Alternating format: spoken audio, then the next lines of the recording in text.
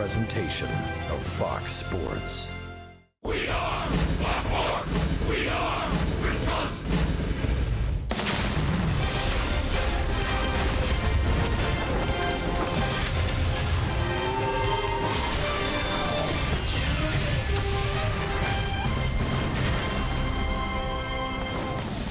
And the road trip continues from Washington, D.C., the Washington Monument, and not too far from there, Abraham Lincoln has arrived. We're at Nationals Park in D.C., the home of the first place Washington Nationals in the National League East.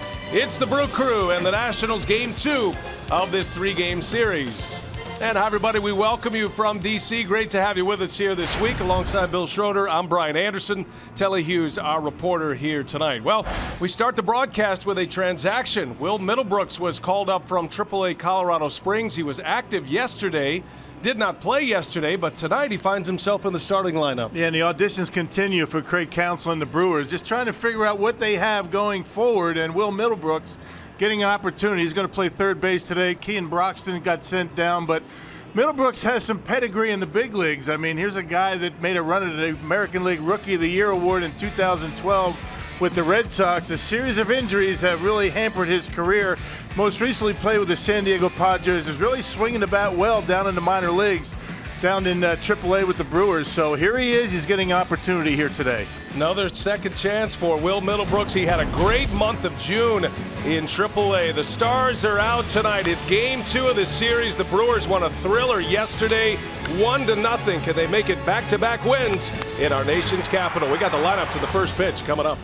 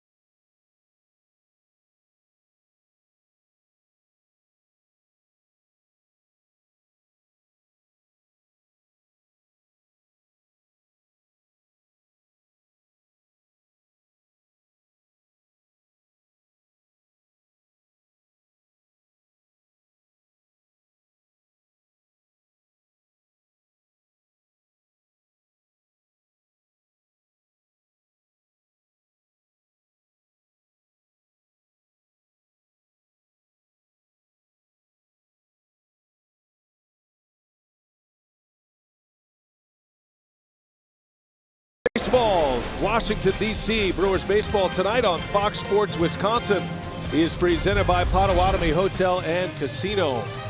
84 degrees, clear skies up above for the most part. Brian Anderson with Bill Schroeder and Telly Hughes.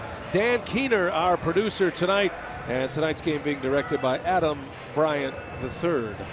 There's Craig Counsell And the Brewers coming off a 1-0 win yesterday. Good ball game for Milwaukee. There was a bit of a lineup snafu yesterday that Craig Counsell was not pleased about, but makes it easier to take when you get a win. And he's open for back-to-back wins. And the Brewers are trying to win 4 out of 5 against the Washington Nationals this year. Here's the batting order for Counsell tonight, brought to you by Potawatomi. Jonathan Villar leads off, Aaron Hill, then Ryan Braun.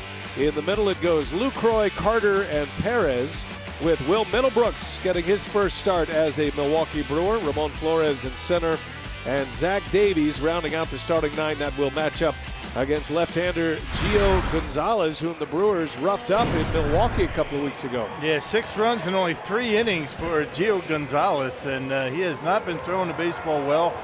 Although he did pick up a win his last time out, he snapped a 6-game losing streak when he beat the Cincinnati Reds. The Nationals were able to put some runs up on the board. They got 13 runs for him. 17th appearance, a 4-7 record, and a big earned run average near 5. It has certainly not been the Gio Gonzalez that the Washington Nationals thought they were going to get, a former 20-game winner. And let's check out the Menards and Nationals defense, the best defensive team in all of baseball. You got Worth, Revere, and Harper in the outfield. Rendon, Danny Espinosa at short, Daniel Murphy at second, Ryan Zimmerman at first, and Wilson Ramos, fine catcher behind home plate. This is a 50-win ball club, the Washington Nationals. They are 50-34, one of 4 teams to hit the 50-win mark this season. Home plate umpire tonight is the crew chief, Jeff Nelson. Greg Gibson, Nick Lentz, and Corey Blazer will join him on the bases. 4-man umpiring crew in place. And 2 games remaining in this series and on this trip for Milwaukee. They won their first game of the road trip yesterday after being swept in St. Louis. So 2 to play here, and then the Brewers will take an off day Thursday back home for a 3-game series against the Cardinals. That leads us into the All-Star break. All the pieces in place. We're ready to play ball in D.C., and the first pitch is in there for a strike, and away we go. They're going to be revealing the All-Star teams tonight, and we'll be handing those over as soon as they become available. A couple of Brewers are certainly hopeful that they are on that All-Star team. Jonathan Villar's had an All-Star caliber season, but there have been some great years turned in by National League shortstops this year. Yeah, particularly rookie shortstops, right? You got Trevor Story and Corey Seager with the Los Angeles Dodgers. Aledmys Diaz with the Cardinals. All shortstops having big offensive seasons. Otherwise, Villar, his numbers stack up very strong.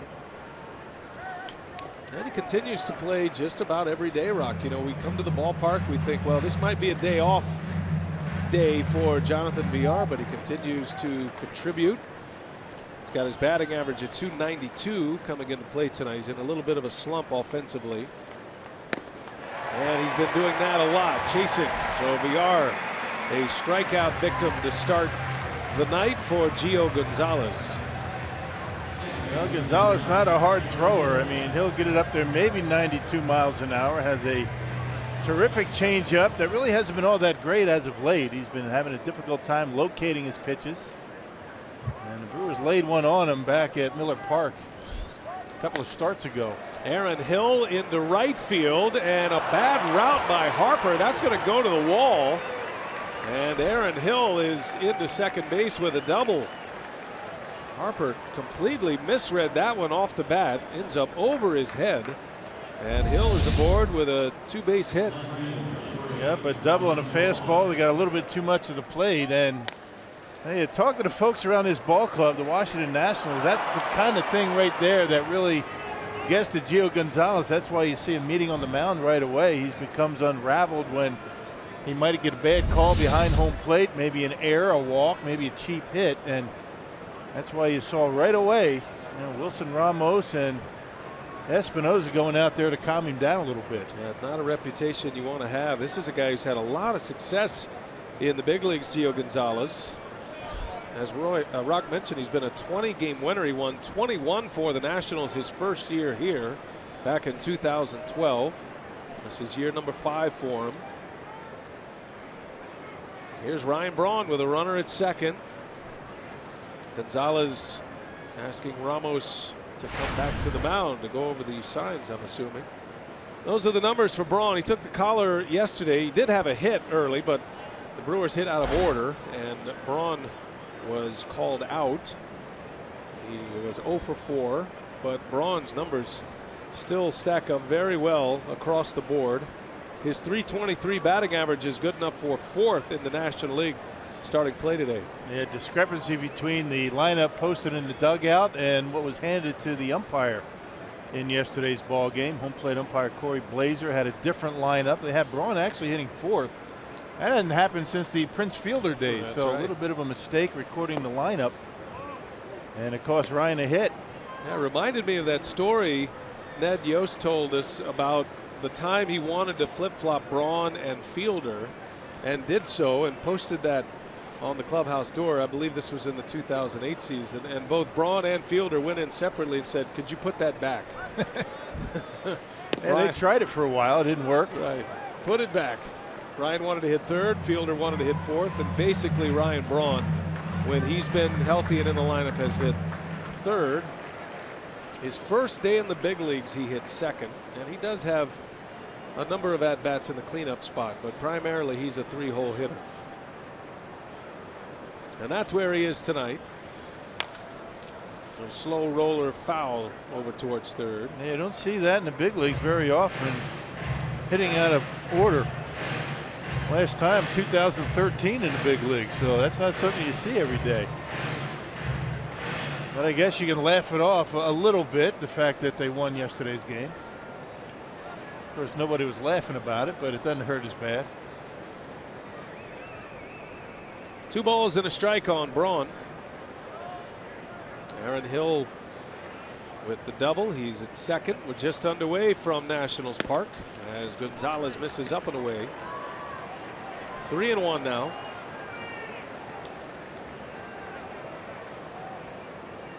Gonzalez started his career with Oakland. Pitched for 4 years with the A's. Had a couple of really good years, 2010, 2011. And he was a workhorse for the A's as well. Logged over 200 innings in each of those last 2 seasons with the Athletics. That one gets by Ramos. So it is ball 4. Braun to first, and Hill's going to go to 3rd base. And the Brewers quickly have runners at the corners with 1 man out. Yeah, one of the issues that Gonzalez has had is giving up the big inning this year, and a lot of that, has come in the 1st inning before he's able to settle down. That might be a pass ball right there. That's one that Ramos should be able to handle easily. It was not in the dirt, and you don't see that out of Ramos too often. 2 pretty good catchers in this series. Well, so a misread on a line drive by Hill by Harper. That goes as a double. Now a passed ball. And that puts runners at the corners for the cleanup hitter today, Jonathan Lucroy. Well, these 2 catchers, 2 of the best in the league, and it wouldn't surprise me at all to see Lucroy and Ramos at the All-Star game in San Diego next week. Ramos is having a monster year at the plate. .340 batting average, 2nd in the league, 13 homers, 46 driven in. And Lucroy is right back to where he was when he was the All-Star starter 2 years ago. A high fly ball into left. And Hill's going to tag. Worth has a very good arm. That's only a bluff. Braun does tag, and he's going to go to 2nd base. So heads up base running by Ryan Braun once he saw that throw come all the way in. Worth showing off the arm. Braun takes advantage, and he ends up in scoring position. Yeah, probably not hitting the cutoff man, right? I mean, you always have to hit that cutoff man, and it costs his team a base. And the other thing about Ryan taking off, I mean, if he does hit the cutoff man, maybe draw a throw to 2nd base and steal a run with 2 outs. Well, now base hit could deliver 2 in this 1st inning. Here is Chris Carter. Carter's the club leader in homers with 20. Also the club leader in RBIs with 49. First pitch fastball misses. Carter is glad to be back in the lineup at first base here tonight. Had the day off from the starting lineup yesterday. Maldonado caught. Lucroy played first. He had yesterday's 1-0 win. And Carter right back to the mound. Tough break for him. Gio Gonzalez with the quick reaction makes the play to end the inning, and the Brewers come up empty in the first.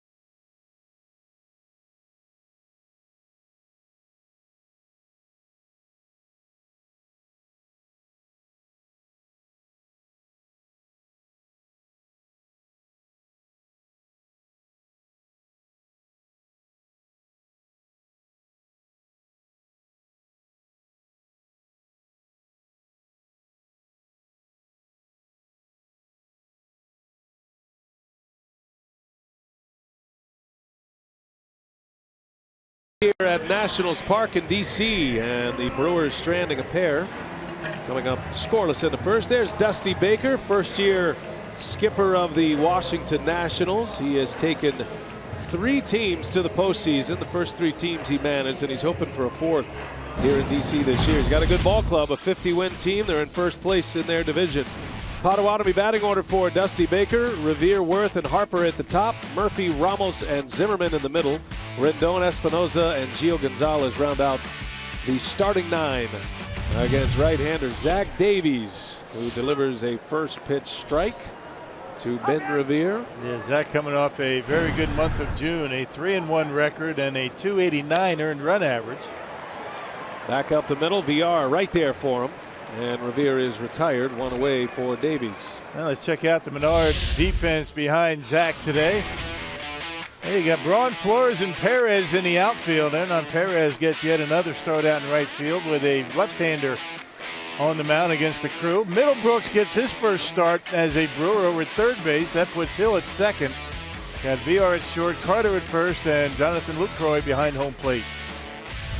And we welcome Will Middlebrooks to Milwaukee, making his Brewers debut tonight. He was on the active roster yesterday. Brewers made that announcement after Sunday's game in St. Louis. Keon Broxton being optioned back to AAA. Important for Broxton to continue to get the at-bats. I think he's on a little bit of a wheel where in the big leagues, coming off the bench, that's tough duty. So the Brewers swap an outfielder for an infielder. And very satisfying call up for Will Middlebrooks. Telly Hughes has more on the Middlebrooks story we'll get into a little later in our broadcast, but it has been a long road back to the big leagues for him. Jason Worth at the plate for Washington. A powerful 2-hole hitter. He's got 10 homers this year with 40 driven in. Comes in with a .250 batting average. And Rock, you look up and down this starting lineup for the Nationals, and you can see why they are a 50-win team and having a great first half. Yeah, really good starting rotation. I mean, bullpen's been good, but they can hit a lot of home runs. You can see they rank first in the National League in homers with 114. Brewers pitching staff has been up against it as of late, right? I mean, you just left St. Louis. They're second in the league in homers. And they come here to Washington to face the best home run hitting club in the league. And one of the premier players in the league, and Bryce Harper. Ware turns it around, and a base hit to center field. A one-out single for Washington's left fielder. And a man on for Bryce Harper. You see that fastball didn't have the location he wanted. It was supposed to be on the outside corner, leaked over the heart of the plate, and Jason Worth with a base hit into center field. I wonder if he's regretting the beard on a hot night like this, or is it just that's his thing now, and we're just gonna how about the long hair? The long hair just is warm, I would imagine. He looks hot. Yeah, it's part of the allure, I guess. So here is Harper, the reigning MVP in the National League. Harper's batting average is down a tick this season. He's only hitting .258, but he's got the power numbers, and he has established such a high standard. High expectations for Bryce Harper each and every year. 17 home runs this season for Harper. That leads the ball club. He has 48 runs batted in. And he rolls over one. Got a chance to turn it here. Carter to VR. And VR back to first in time. And a 3-6-3 double play to end the inning. Looked like VR actually slipped on top of the base, but able to make a good throw to end the inning. Good start for Zach Davies, the twin killing. And we go to the second.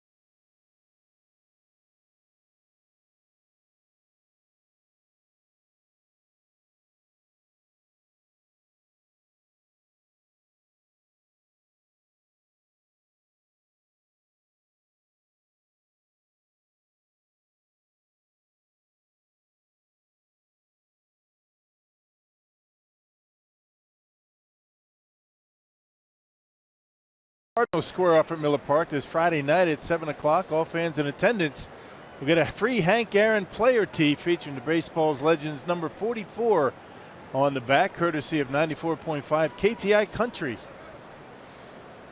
Looking forward to that. Brewers are coming home after this series against the Nationals. 3 with the Cardinals. Hernan Perez will lead off for Milwaukee. Brewers had 2 on in the first inning. Had a double by Hill. Braun drew a walk.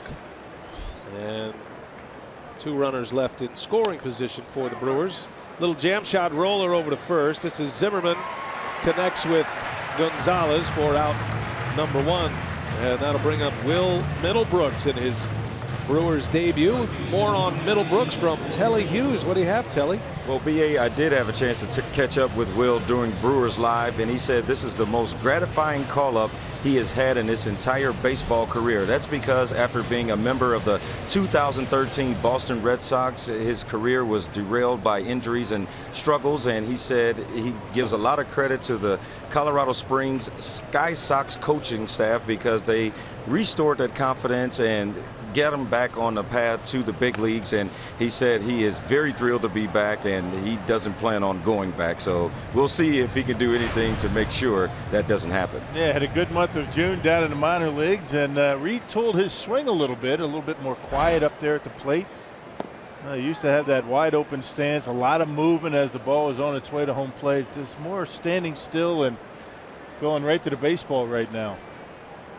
Tone down those pre-pitch mechanics as Middlebrooks takes a big hack. He's been hitting for some power in Colorado Springs.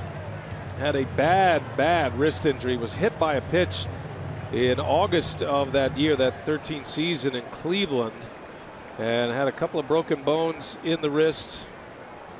It was a tough thing to come back from, and then he ended up having some back problems as well, and it just started a downward cycle for him after making a run at the Rookie of the Year.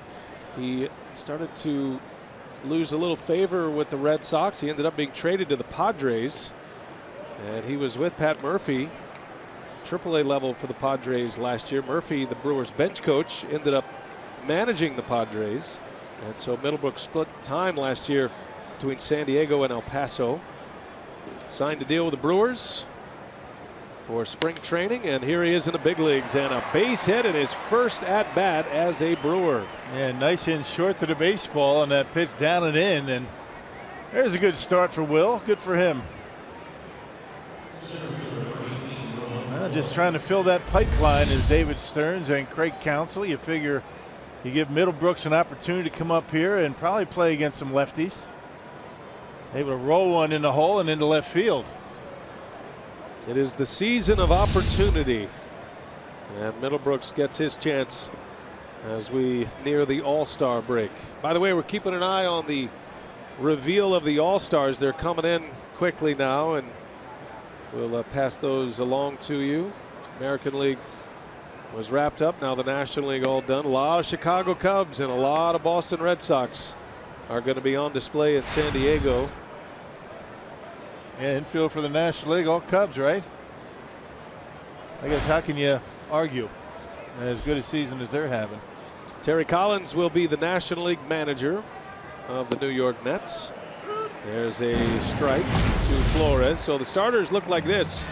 Cespedes gets a call in left. Dexter Fowler, one of 5 Cubs in the starting lineup. Bryce Harper will be a starter once again. Buster Posey. And then it goes Bryant, Russell, Zobrist, and Rizzo. So big day for the Chicago Cubs, and why not? They've got a lot of great talent. They have been pushing as the best record in the major leagues pretty much all season long. Yeah, high expectations on the Cubs, and everybody figuring they're going to get to the World Series. So home field advantage will pretty much rest on their shoulders in the All-Star game. I guess they can't complain if they don't get that. 1-2 to Ramon Flores as he takes down and away. Count evens at 2-2 on the Brewers center fielder tonight. Flores has played a lot of right field, but Perez and Flores in the lineup together on this day against left-hander Gio Gonzalez. Bouncing ball to short. Espinoza will flip it to Murphy, and that'll be a 6-4-3 double play. Side retired. We'll reveal the American League All-Stars when we continue from Nationals Park.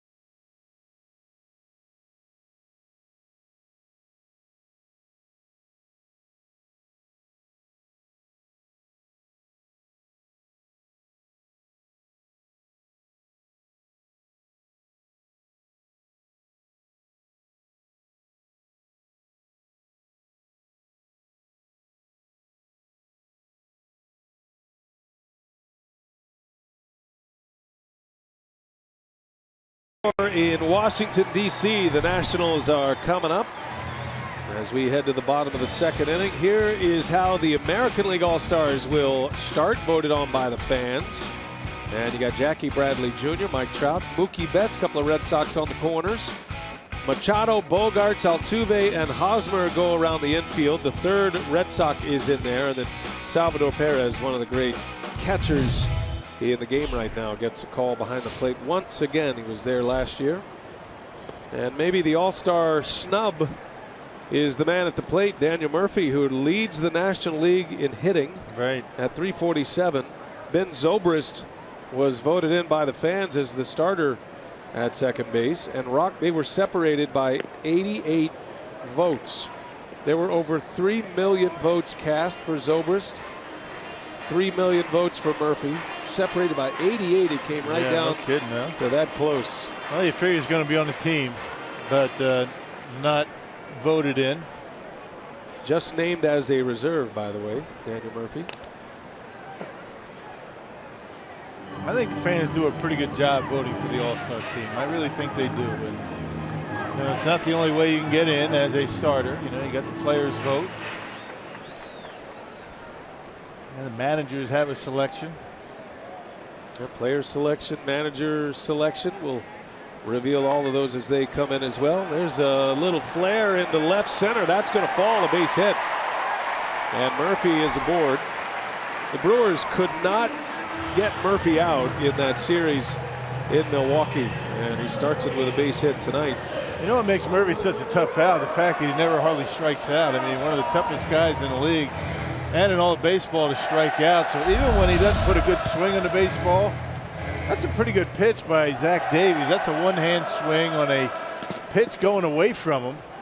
That just dumps it out there into left center, and there's a base hit instead of the big swing, and ended up striking out. I mean, puts it in play. Murphy now with his 6th hit against the Brewers this year. He's 6 for 15 at the plate. And he's on against Davies to start the second inning. Wilson Ramos at the plate. He swings at the first pitch.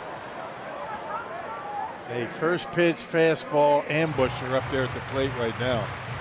Got to be careful first pitch with this guy. Ramos and Murphy crushed the Brewers. Even though Milwaukee won 2 out of 3 at Miller Park a couple of weeks ago, these two guys hitting back-to-back in the lineup had big series offensively. Ramos 6 for 12 against Milwaukee this year. He hits the ball all over the field, making it difficult to pitch him and difficult to defend him. You can see the Brewers are pretty much straight away, which is rather unusual for a Brewers defense.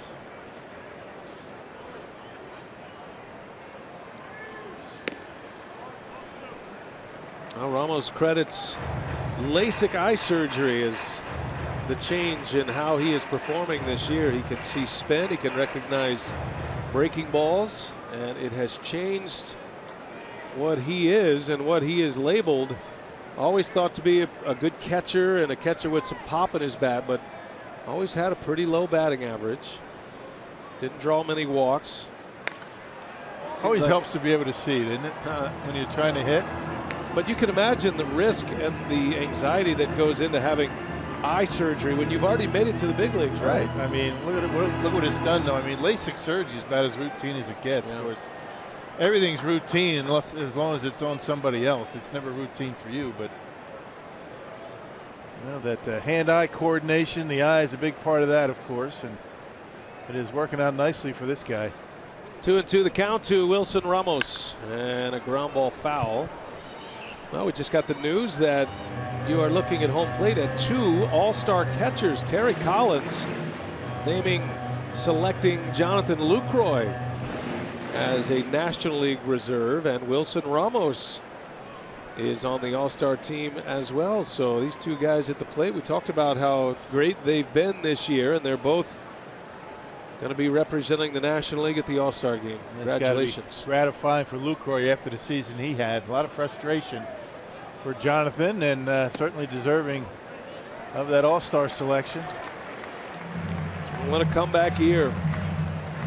And in a league of very good catchers, Buster Posey and Yadier Molina and the year Ramos is having, that is quite a testament that Terry Collins would select Jonathan Lucroy as his all-star reserve. Congratulations to Jonathan. Runner goes, and a swing and a ground ball to short. Only out's going to be at first. So by sending the runner, the Nationals stay out of the double play. Ramos grounds out, and Murphy will take second base. Well, happy for both of these guys. You know, Ramos, it's tough to break through when you haven't had the success. Usually you have to do it a couple of years in a row when you have so much talent in the National League behind the plate. But Ramos deserves to be at the All-Star game, and excited for Jonathan Lucroy. He certainly deserves to be there as well. Yeah, no kidding. Very similar numbers. The RBIs, the big difference. And look at Lucroy. He's caught 22 base runners trying to steal this year. He's the total package is Jonathan Lucroy. Little tapper in front of the plate. Lucroy pounces on it, and he'll make the play to get Zimmerman out number 2. Good off-speed pitch by Zach Davies and has Zimmerman way out in front. And an easy play for Lucroy to get the out at first base. Zimmerman the final out in yesterday's 1-0 win for the Brewers. That was a nice win for the crew. They needed that. They beat Max Scherzer yesterday for the second time this year. 1-0. One of the most prolific offensive teams in the major leagues, the Nationals, and the Brewers shut them out. Junior Guerra, how about that guy? Amazing. Keep wanting to call him the best story on the Brewers ball club this year. That's true, but he's starting to emerge as one of the best stories in the National League, maybe in the big leagues this year when you consider where he came from, what he's done. He's 31 years of age. He's a rookie, and he has found something, whatever that is. He's found it. It's not just the pitches, it's the confidence. I mean, it's not just the stuff, because a lot of guys have the stuff. They just don't have the confidence to throw those off-speed pitches for strikes the way he's been able to do.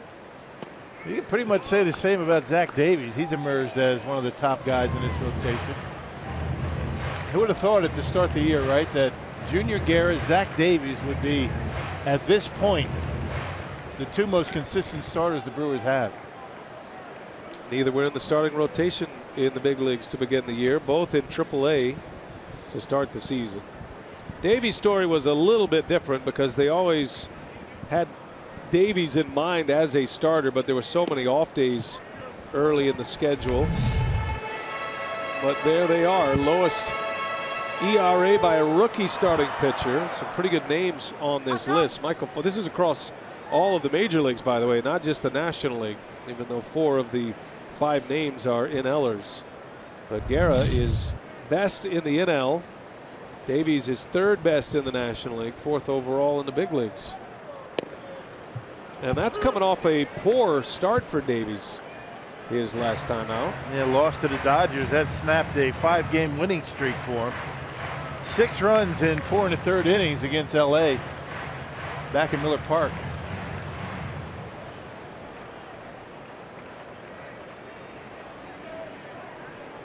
Two outs for Anthony Rendon. Got a runner at second.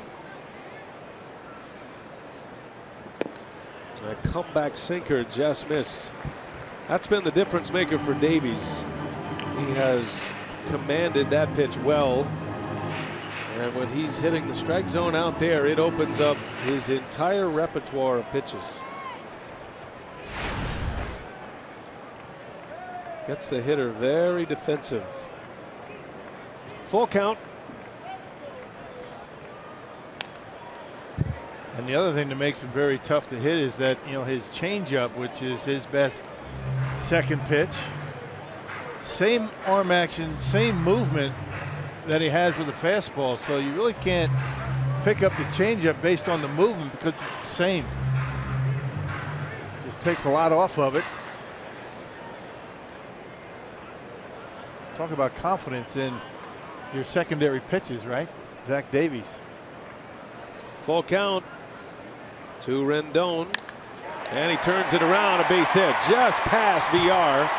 And the throw to the plate, one hop, and the tag is late. In to score is Murphy. Rendon goes to second. It's a 2-out, 2-strike RBI single for Rendon, and the Nationals strike first here tonight. Well, quick hands on the inner half right there for Rendon, and hit it hard. And Ryan Braun with a terrific throw into home plate. And look at Lucroy. Back in the old days, catcher's going to block him off, but you can't do that anymore. Lucroy in front of the plate. Tries a sweep tag, and it's a little bit late.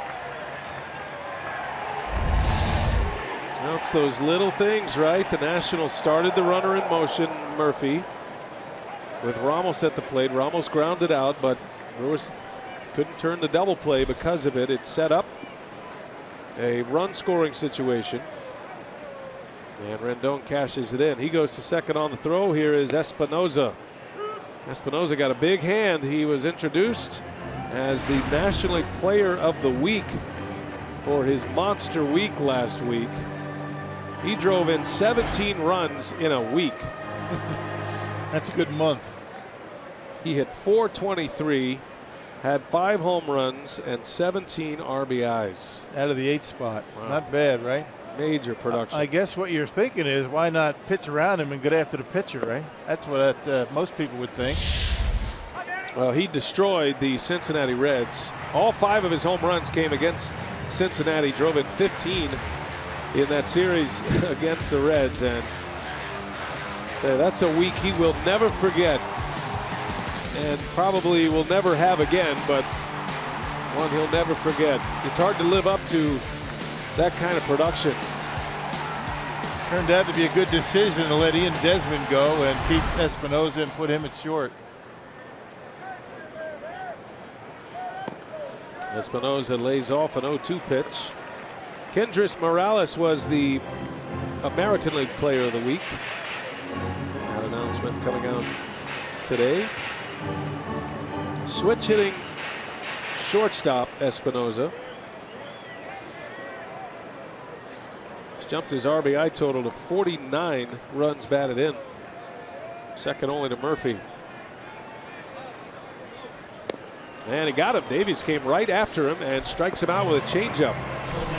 So his first changeup, but the Nationals score on a 2-out RBI by Rendon. It's 1-0.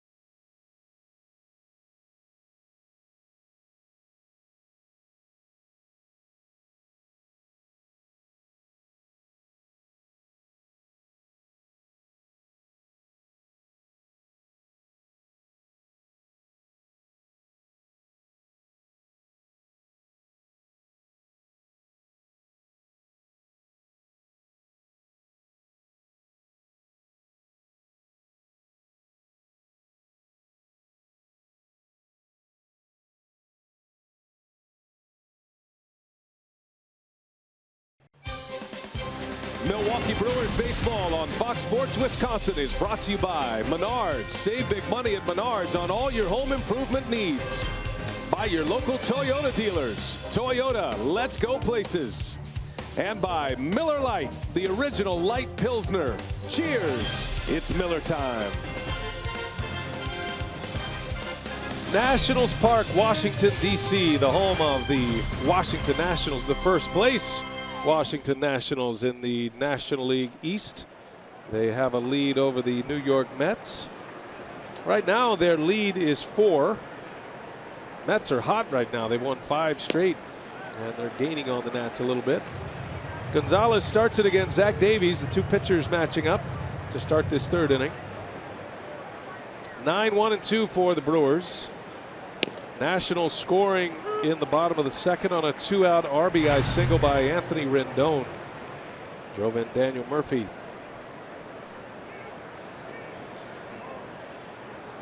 Brewers had 2 on in the 1st inning. Had a double by Hill. Ryan Braun drew a walk, but left him stranded at 2nd and 3rd. That's been a problem for Milwaukee this year.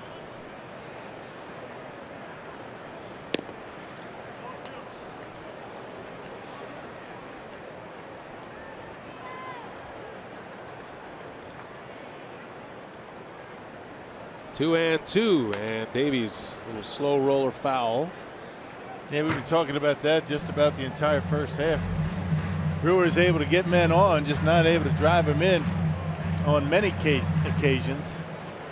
One of the things that has pretty much driven Craig Counsell crazy on a lot of nights. Davies hits it right at the shortstop Espinoza, and there's out number 1. Hey, it's a great weekend to head to Miller Park as the Brew Crew returns home to take on Yadier Molina and the St. Louis Cardinals in a 3-game weekend set this Friday, Saturday, and Sunday. Reserve your spot today at Brewers.com. 3 games before the All-Star break against beating the Cardinals. The Redbirds. It has been ways. Only beat them twice this season. The Brewers just got swept in St. Louis, and all of the games were pretty competitive. The Brewers felt, they had a great comeback on Sunday. Came up 1 run short, but got to figure out a way. That's the team you got to get through ultimately in the National League Central. At least it's been that way for a long, long time. I did notice that Brandon Moss was placed on the disabled list by the Cardinals today. They recalled Randall Grichuk from the minor league, so a little bit dinged up ankle injury for Brandon Moss. Not a bad time to go on the DL if you have to go on that list. Over the All-Star break, yeah, that's 4 days right there. That'll be a bat the Brewers won't have to deal with in Milwaukee.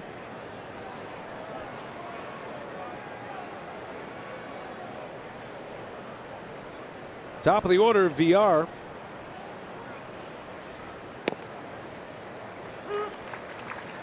Jonathan is in desperate need of a turnaround at the plate. He's been striking out a lot. Hits that one deep into right center. Hit pretty well. Harper's going back, and he's at the wall, and he dropped the ball. VR into second base. Looked like Harper was there. Yeah, he just missed it. And the ball ends up on the warning track, and VR is at second base. Yeah, one that should have been caught, no doubt. Yeah, Dusty Baker looking out there, wondering what went on there. Home ballpark, you figure Bryce Harper knows exactly where he is on that warning track, and VR gives this one a pretty good ride on a 3-1 pitch. Yeah, Harper gets there. He just really, I guess he did miss it, didn't it? Went over his glove. Just couldn't get back there in time. He kind of drifted after it. He thought he was going to be able to get there, didn't, but the Brewers benefit with a double. Both of the Brewers' doubles today could have certainly been caught by Harper, but the Brewers will take it. Aaron Hill, benefit of a double after a bad rout by Harper in the 1st inning, and now Harper, nonchalant effort out there. He's unable to make that play. That's unusual. Well, we're hearing a little bit more of that from Harper this time of the year. The All-Star starter. It was announced a few moments ago.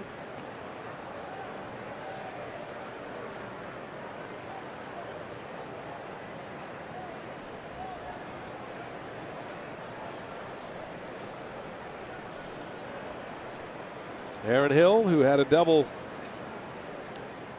over Harper's head in the 1st inning. Chance to drive and a run. Gonzalez and VR Daniel Murphy going in to talk to Gonzalez about not worrying so much about him, worry about the hitter. And I agree with VR. I thought that was a borderline balk by Gio Gonzalez. Saying he twisted the hips before he made a throw, or the fake throw to second base. It's the only base you can fake a throw to anymore, second base. Everything else will result in a balk.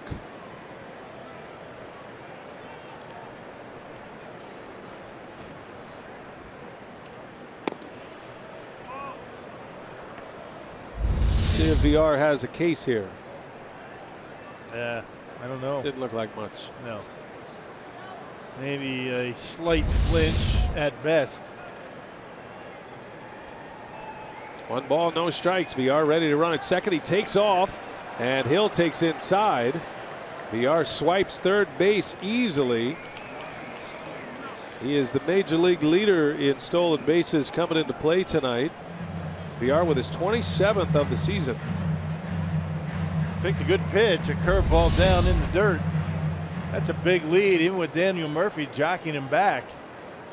Got a curveball and in the dirt, no chance.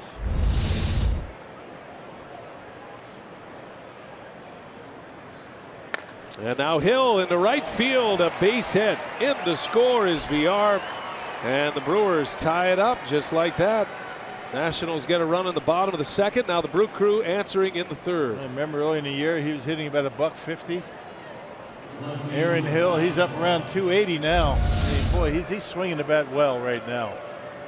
Double his first time up, and he takes that pitch up and away into right.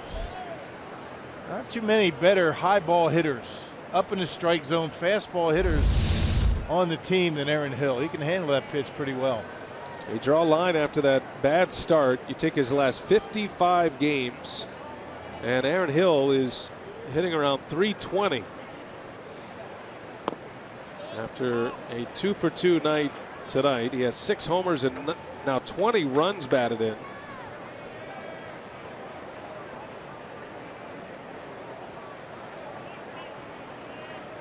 Ryan Braun with one away. He's got Hill at first.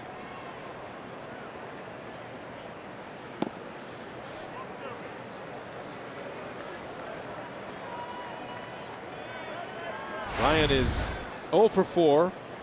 Walked his first time up tonight. 0 for 4 yesterday. He's had a pretty good road trip. He hasn't driven in a run on the road trip and no home runs, but he's got his average hovering around 300. I figured Ryan Braun was a surefire all-star with the kind of year that he had. At the last release of the all-star voting from the fans, he was running 5th. Well, I guess if you're Craig Counsell and the Brewers, I mean, it's almost what would be better. You'd certainly like Ryan to get the honor of being on the all-star team, but you know, with the back and the thumb, I think 4 days sound pretty good for the organization, yeah. Right? Well, Braun. Well, he said he wants to go to the all-star game. You can't blame him. It's a great honor. It would be his 7th all-star appearance. Braun in the air, right field, slicing on the run is Harper, and he's going to have room. He'll make the catch for out number 2. Well, Ryan Braun not a starter and not on the National League list of reserves either. So this is how it looks for the National League. Jonathan Lucroy, we gave you that news. Great for him. Big moment for him. Ramos. You got Arenado, who's having a great year with the Rockies. Matt Carpenter. Paul Goldschmidt of the Diamondbacks. Murphy here with the Nationals. It's been a breakout year for Will Myers, too, in San Diego. Talented rookie shortstop Corey Seager. Duvall, the rookie with the Reds. Carlos Gonzalez, Odubel Herrera, and Marcell Ozuna. The Miami Marlins. Ozuna giving Barry Bonds a lot of credit for his resurgence this year. Barry Bonds, the hitting coach with the Marlins. Marlins hanging in there, aren't they? Yeah, the Marlins are running 3rd right now in the National League East. Miami is 6.5 back of the Nationals.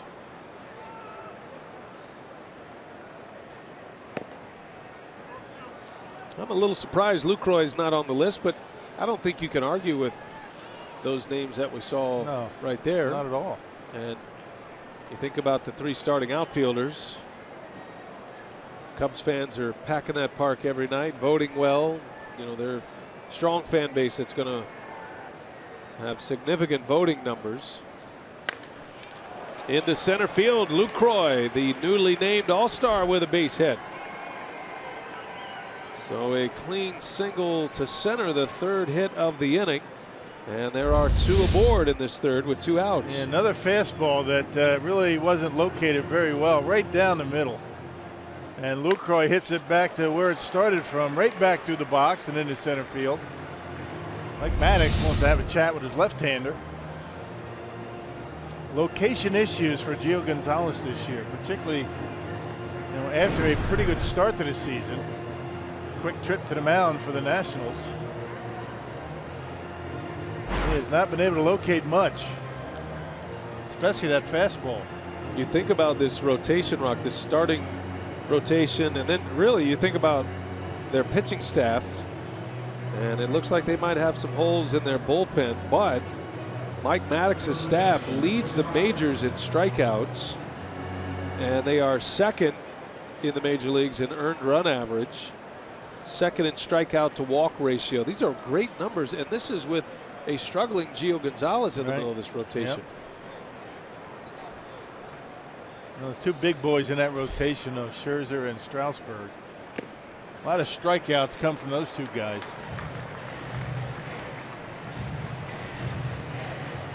Chris Carter with 2 outs, 2 on. Matchup of former Oakland A's here in Carter and Gonzalez.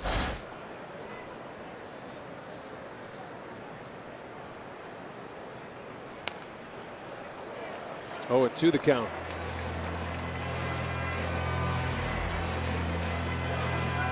Carter spent 3 years with Oakland. 2010, 11, and 12. Gonzalez pitched for the last 2 years of his tenure there. Gonzalez last year in Oakland was 11. 0-2 pitch, the 25th pitch of the inning on the way from Gonzalez. And Carter takes a ball. Gonzalez wanted that call, didn't he? Good eye for Chris.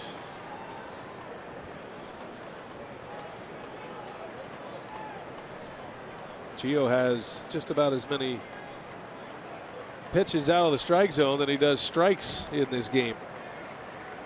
2 on, 2 out, a run is in. Brewers have tied it at 1 on an Aaron Hill RBI single. And the 1-2. Carter swings and misses. Down he goes on strikes. Side retire. The Brewers strand 2.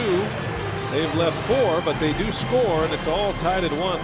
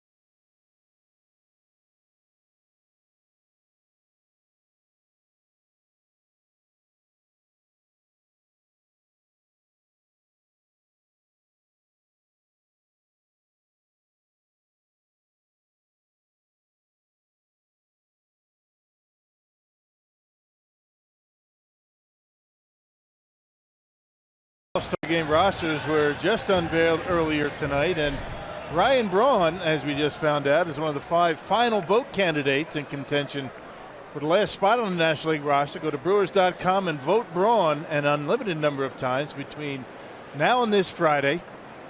That's July 8th at 3 o'clock to help send Ryan to San Diego to represent the Brew Crew in the Midsummer Classic next Tuesday, only on Fox. All right, I feel a little bit better about the scenario. I thought Braun was going to be the big snub at the All-Star game, but he is in the final vote, and the Brewers have actually had a couple players in that vote. There's a little ground ball by Gonzalez. Davies will get his man to start the inning. Brewer fans have always come up huge in that final vote. Remember, Corey Hart made the team one year, the All-Star team. Jeff Jenkins got voted in.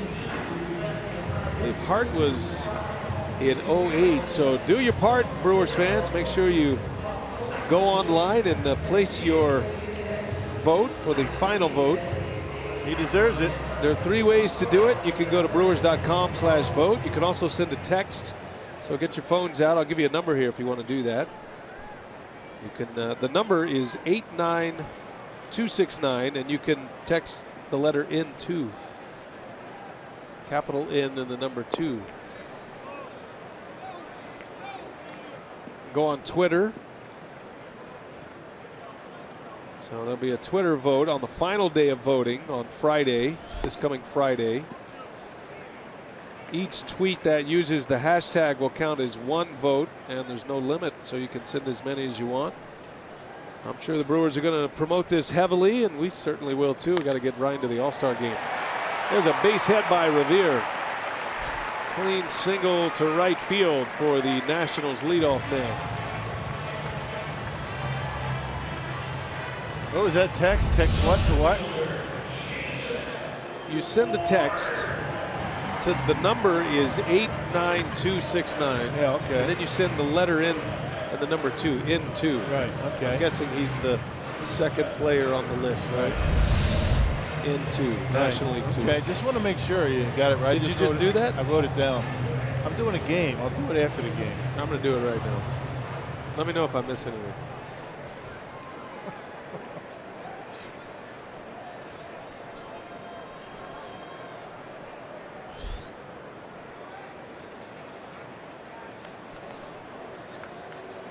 You can do it unlimited times. I'm going to do it once right now.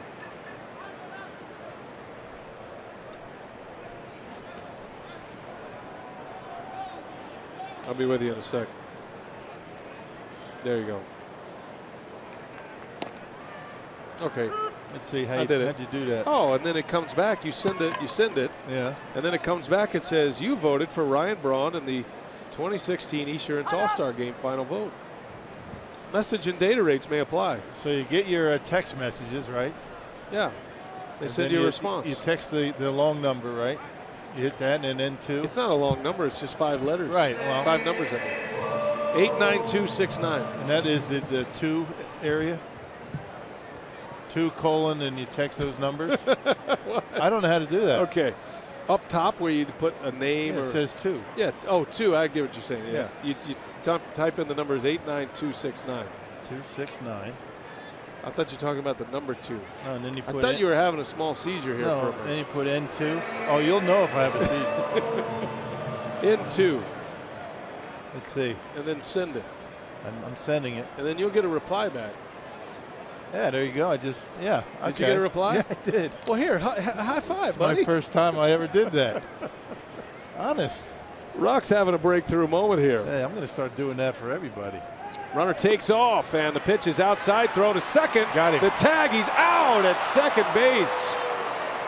Great throw, great catch and tag by Aaron Hill. And Revere is cut down trying to steal second.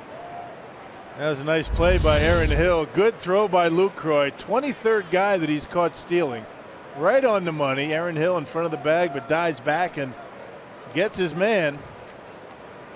What a heck of a throw by Lucroy. Right on the money. Didn't look like it the way Hill handled it, but we're able to get the out. He's way in front of the bag.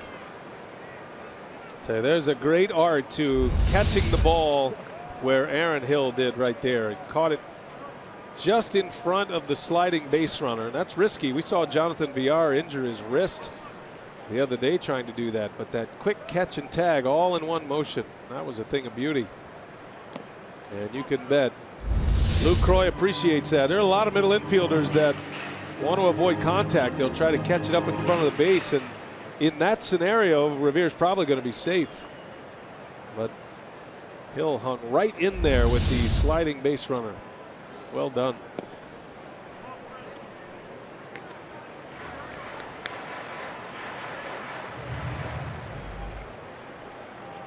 Did you notice on your reply there that there's a couple of options you can ask for help? Yeah, I did notice that. It also says messaging and data rates may apply. That's a good thing to know. What does that mean? Type in help, because I'd like to see what comes back. Is that just general help? Like, does that help you with your grooming skills or anything like that, or just specifically to the vote? It gets an email address, MLB/mobile. Word draws the walk. And once again, messaging and data rates may apply. It's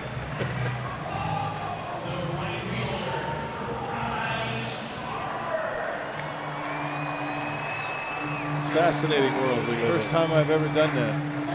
No, you go to the ballpark and it says, text such and such, right? Or, somebody that's causing a problem in your section. I've never really known what that meant, how you did that. So. Now you know. You helped me out today. Okay. Well, that's how you do it, folks. 89269. Text N2 in the subject line, and that'll be your vote for Ryan Braun. What more can we tell you?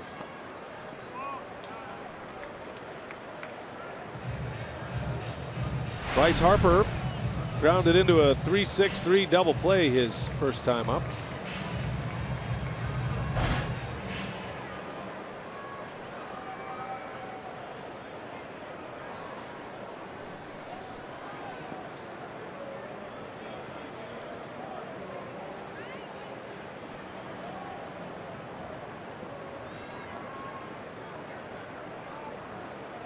Lucroy wants a changeup.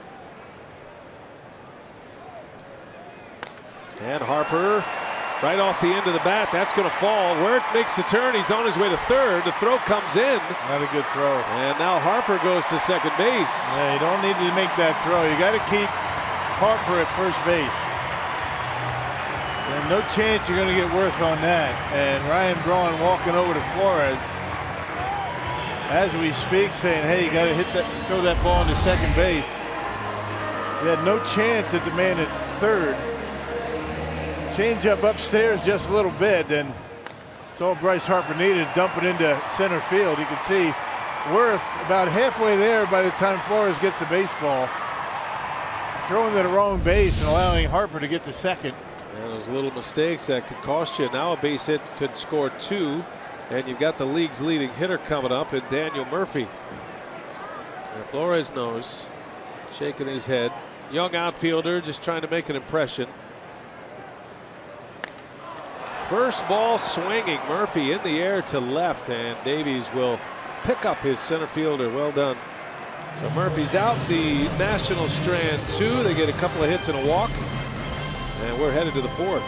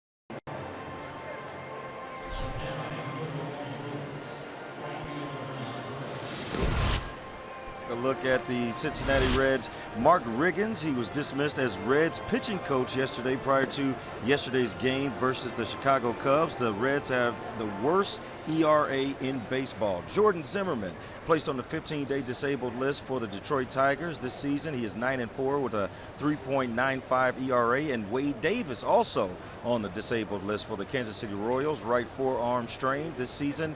1.23 earned run average with 19 saves on 21 opportunities, B.A. All right, thanks a lot, Telly. Jordan Zimmerman, the Wisconsin native, former Washington National, signed that big deal with the Tigers this offseason. That's what makes being a major league coach such a tough thing, right? I mean, your success is completely dependent upon the guys getting the job done that step out on that mound and make pitches, right?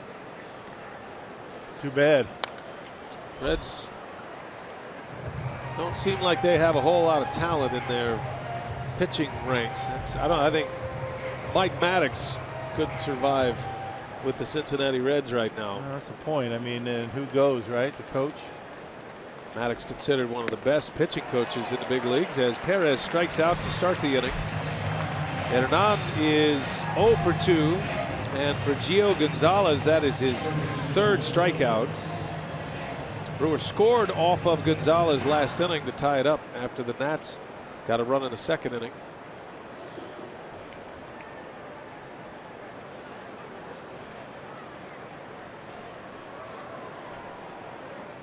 Here's Will Middlebrooks. A lot of curiosity over Middlebrooks around baseball. He burst onto the scene as a rookie with Boston.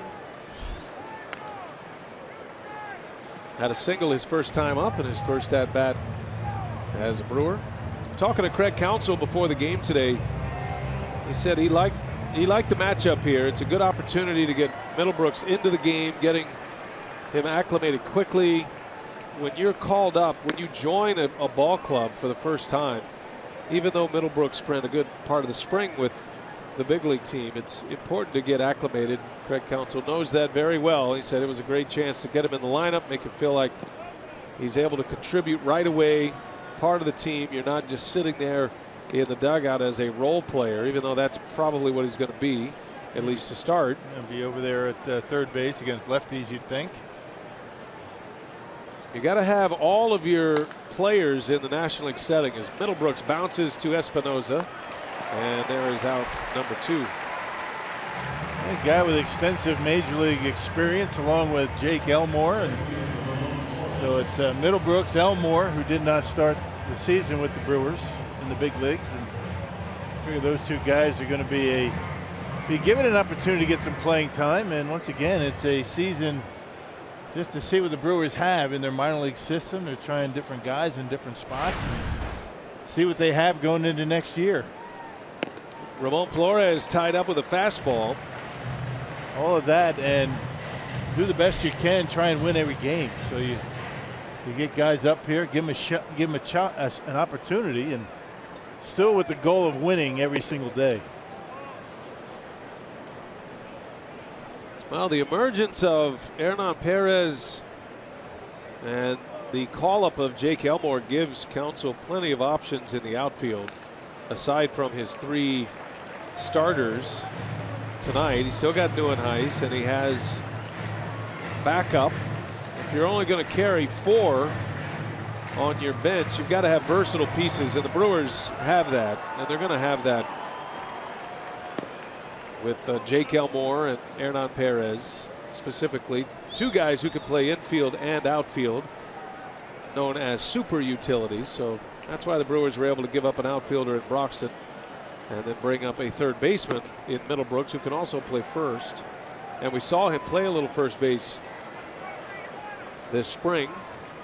More and more teams going with a 4-man bench and having 8 relievers in their bullpen. Flores takes a ball and draws the walk. That's the one matchup the Nationals were hoping to exploit with the left-handed starter on the mound. I think a vote of confidence for Counsell to have Flores in the starting lineup against a lefty. And he's delivered with a walk. Good place to start. That clears the pitcher spot. And with 2 outs, here is Zach Davies.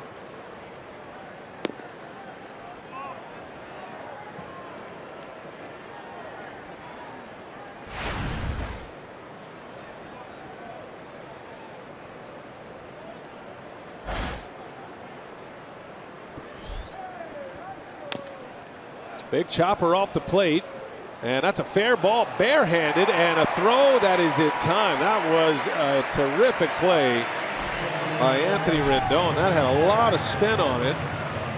He was right in between whether it was going to go fair or foul. Makes the play to end the inning.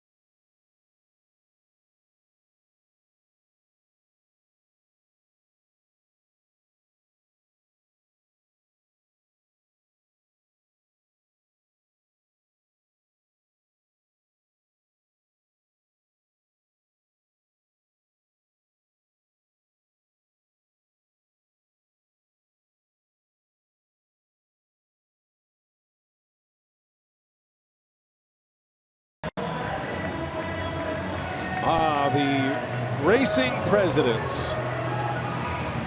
Not a bad imitation. Who won there? Who is that? Is that Washington? No, yeah, it's George. That's George, yeah. Congratulations to George. He's got a bit of a frown on. Second best race, I think. Got wooden teeth, you know. Anyway, the carsoup.com trivia question. The 2 active MLB managers with over 1,500 wins. That's a good question. So you like the racing presidents, number 2 behind the racing sausages, oh, yeah, right? Of course. What about the what do they do in Pittsburgh? The pierogies. The pierogi races. It's cute. The worst one I ever saw was the racing condiments. Where was that? That was somewhere. There's like a ketchup and a Arizona. No, Arizona. They have same kind of deal, but with Randy Johnson and Matt Williams. Oh yeah. Right. I don't know where Luis it is. Gonzalez. Then they have the hammer and the saw somewhere. Oh, yeah. That's right. Here's Wilson Ramos. And on the first pitch, he bounces to VR. There's out number 1. Scariest one's in Miami. You know, they have the seahorse and the octopus. Yeah, it's very trippy. Yeah. It's a very trippy trip around. Well, they say imitation's the finest form of flattery. Yeah. We all know who the original is.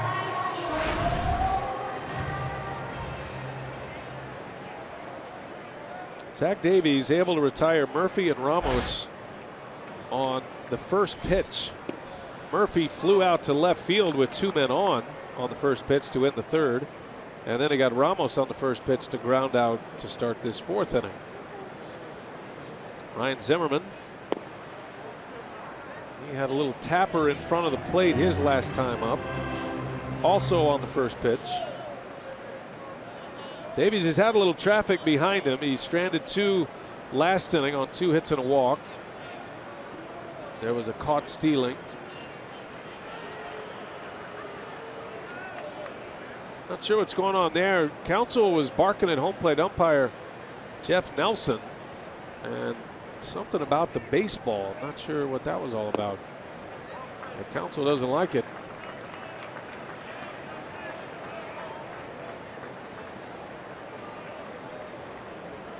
maybe that second pitch Counsell wanted as a strike. Well, same pitch that wasn't called when Chris Carter was at the plate. Remember that 0-2 pitch that Gonzalez threw to him that was in that same spot, so doesn't like the low strike at this point. Jeff Nelson. 3 balls and a strike. Zimmerman turns it around, a base hit. A shot in the left field. Nationals are getting their hits tonight. They have 6 of them. And a man on with 1 away. Yeah, that 2-seam fastball that ended up down the middle and finished middle in, and Zimmerman able to hit it hard into left. It's Kansas City that has the racing condiment. Did that just come to you? I've been racking my brain ever since you mentioned it. Good memory. We don't go to Kansas City very often. Last year, right? They got to retire that. They got to come up with something new there. That's a World Series champion ball club. You got to do better than that. Do something with some, barbecue. Yeah, like burnt ends, ribs, have these little, turkey leg. Right. No, very good. Now that's very helpful. Yeah. I'll call Ned. It's good brainstorming.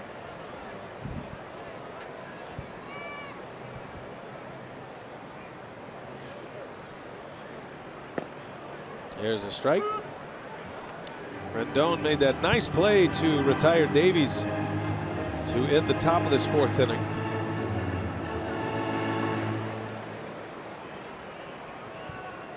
It's a pretty salty lineup when you've got a guy like Anthony Rendon hitting 7th.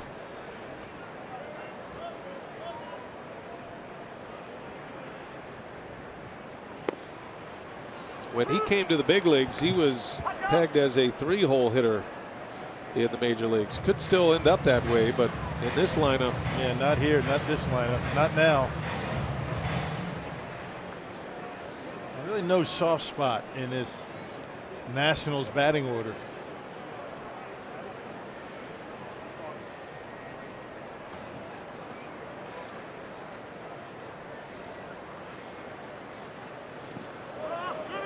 And he went, they asked, unable to check his swing. Rendon is a strikeout victim. Got him to chase one for the 2nd out of the inning. Yeah, breaking ball and pretty close, but it looks like he went. Good call down there at first base. Greg Gibson rings him up. Rendon had the RBI single in the 2nd. Good bat to retire for Davies. 2 outs in the inning with a runner at first now.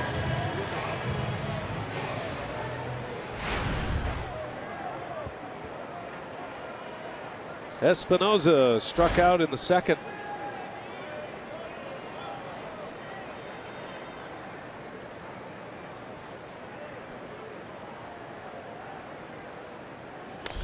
And on the first pitch, a shot right to VR. The shift was on. VR well placed.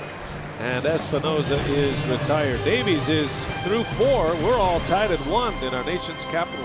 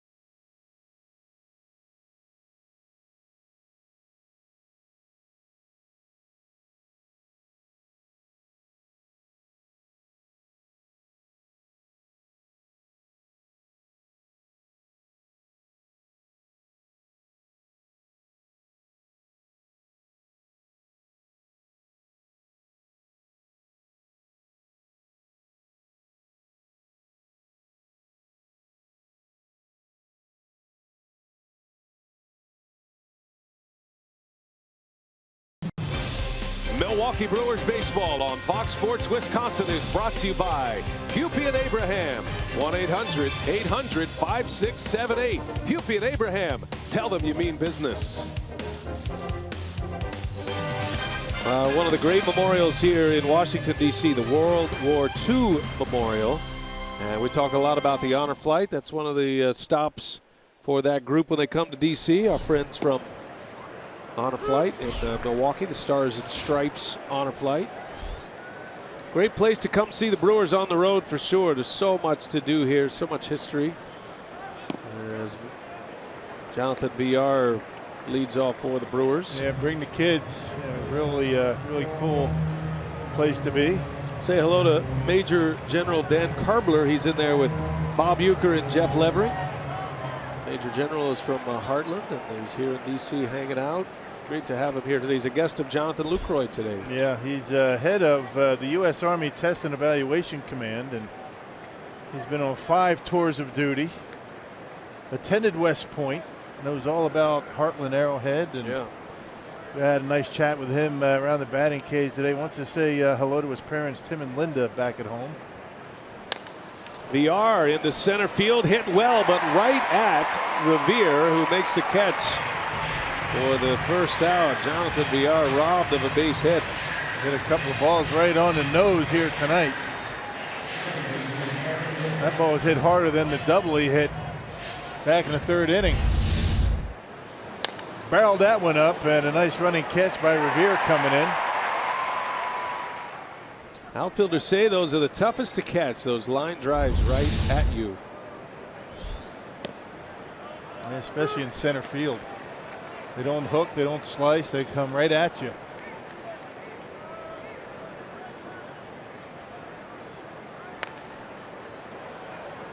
Now, interesting story, the Major General. I was talking to him.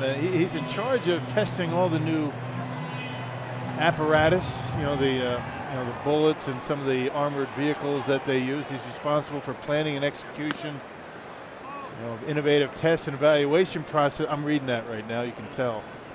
I don't talk like that, but an important job. He tests out, the new things that the Army comes out with before they're sent to our soldiers. Wow. Yeah. In the Aberdeen Proving Ground, which is north of Baltimore, here on the East Coast. So he tests them out, he puts them into play, and then they end up in the hands of your son. Right. Billy. Exactly. Yep. That's important work. That is, man. I got a lot of respect for those guys. Yeah. It can be a thankless job as well. So we're delighted to have him with us today. Jonathan Lucroy reached out and invited the Major General to spend the day with us, and he picked the best seat in the house, sitting next to Bob Uecker. Yeah. As Aaron Hill draws the walk, so there's a base runner for the Brewers. Aaron Hill has been on all 3 times today, and that'll bring up Ryan Braun.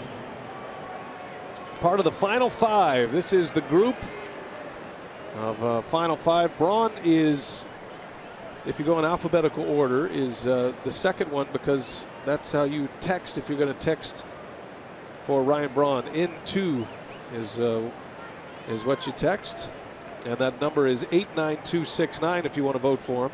89269, and then type in N2 and you'll get a reply from Major League Baseball. And if you don't know how to do it, just give me a call, give me an email. I'll tell you how to do it. Braun on the ground to short. This looks like a double play ball, and it is. And just like that, the inning is over. 6-4-3 double play to end the inning. 4.5 in the books in D.C.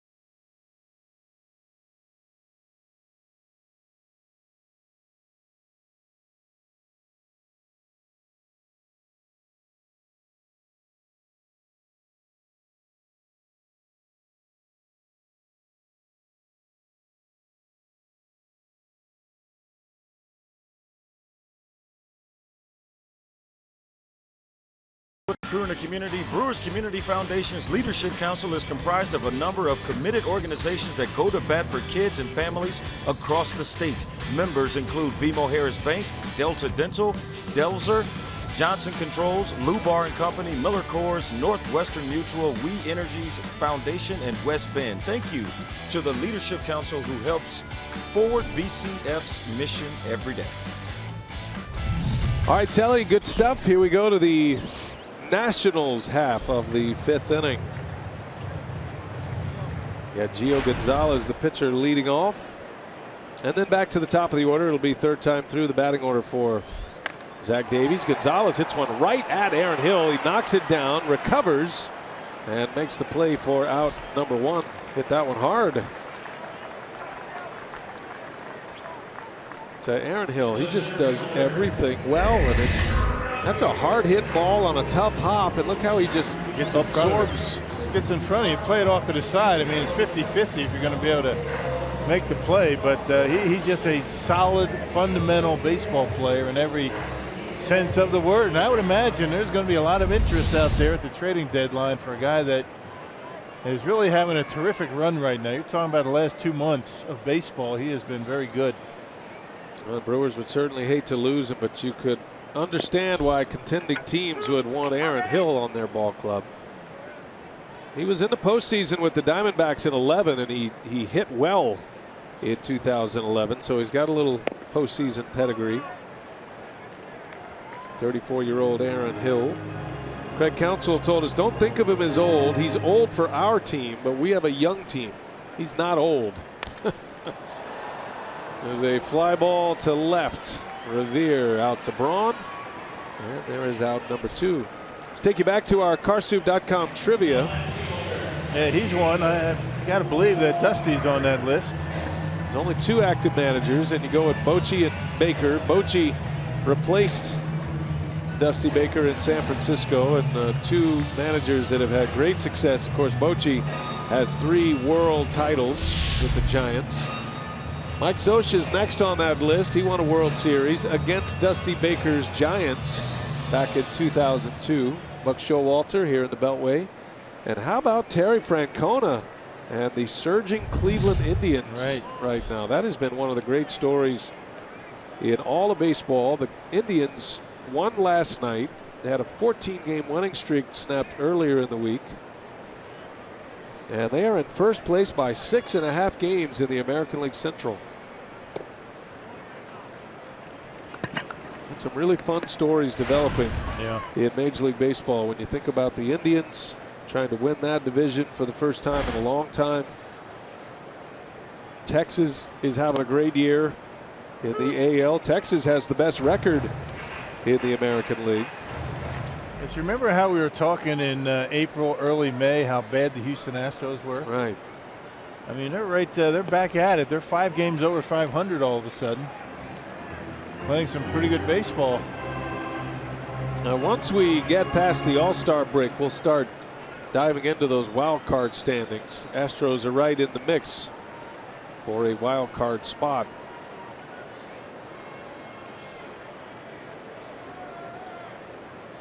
Jason Worth with 2 outs takes a strike on the corner. 3-2 now. Worth had a single in his first at bat, and then he walked his last time up. Davies hasn't retired him yet.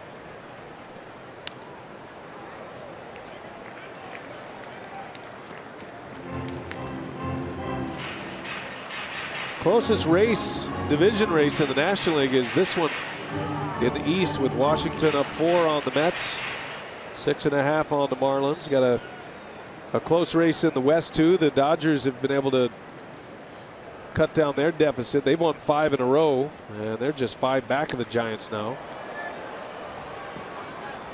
Cubs are still up 9 despite getting swept by the Mets.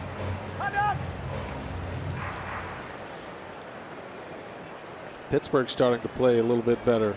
Pirates have won 5 in a row, and yet they are 10.5 back. Worth in the air. Hill got a long way to go. He's calling, and Hill's got it Carter was over there just for moral and physical support, I think. He almost ran him over. That's a big body. It's like an eclipse. Inning is over.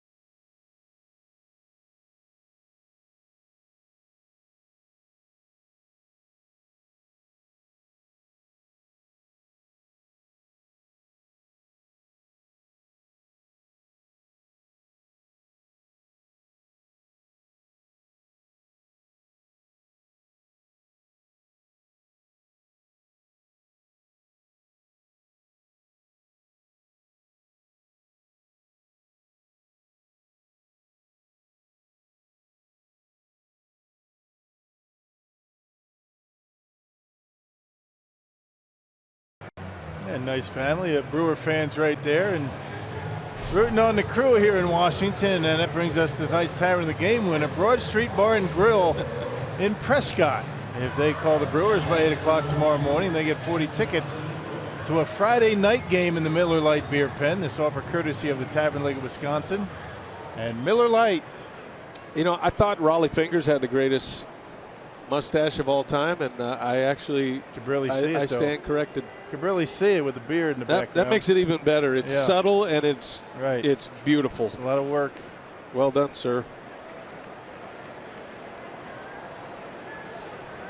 That's like a double curly Q on the handlebar. I mean, it's one thing to just have the handlebar go up, but that's all the way around. Yeah, that takes time. I mean, you just can't wake up and just throw some water on that and run out of the house. I mean, you're going to have to put out some effort.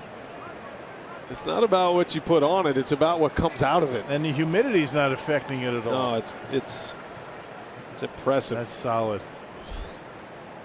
Lucroy will lead it off for the Brewers here in the Milwaukee 6th inning. All tied at 1 at Nationals Park. It's a beautiful night here. Nice and warm. Sunset is gorgeous. Look at the colors in the sky. What a difference a day makes. I'm telling you. It was a good day yesterday to play, but that rainstorm was just pending, and it ended up raining on the last inning and a half of the game yesterday. The Brewers won that game 1-0. Spectacular night here tonight.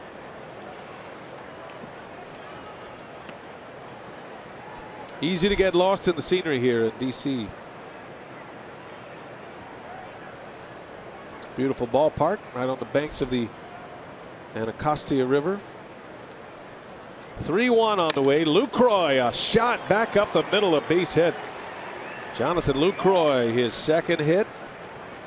2 out of 3 tonight against Gonzalez is Lucroy. He's going to push his average near 300 again. Yeah, he's 8 for 13 career against Gio Gonzalez. He sees the baseball very well and able to bang that one just like the line drive into center field his last time up. This is a ground ball up into center field. A leadoff single for the Brewers. First time they've been able to get their leadoff hitter aboard.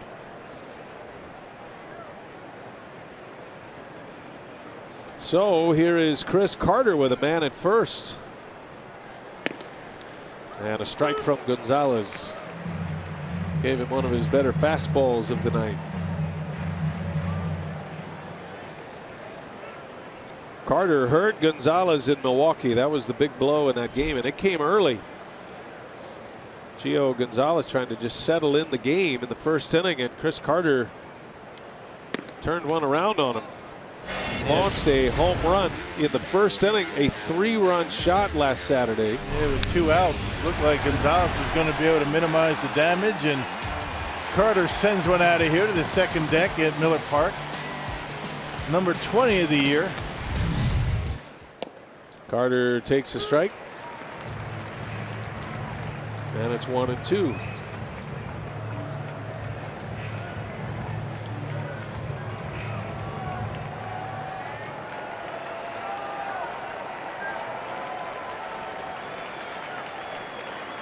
One ball, 2 strikes to the power hitter Carter. Tried to get one inside. He missed with it. And it's 2-2. That's the game plan against Chris Carter. You don't want him to extend his arms. His power hitting stroke is best middle and away. Back in there, sets up Ramos. And back in there goes Gonzalez. Carter just got a piece. Which is why he stands off the plate a little bit. I mean, you can always tell where a guy wants it, right? Stands off the plate. He wants to get those arms extended. But you get guys like Anthony Rizzo right on top of home plate. They want the ball in on him.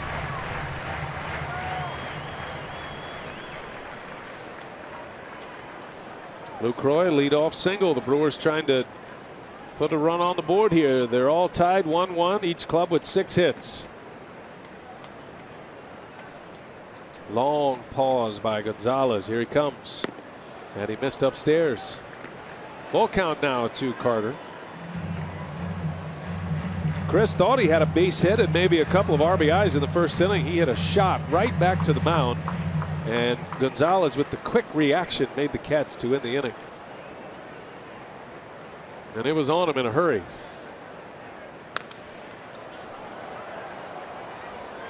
That's where he wants it right there, the last pitch.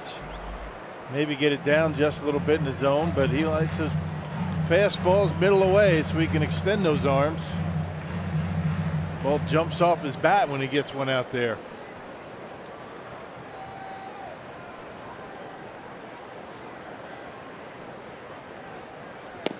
Got him.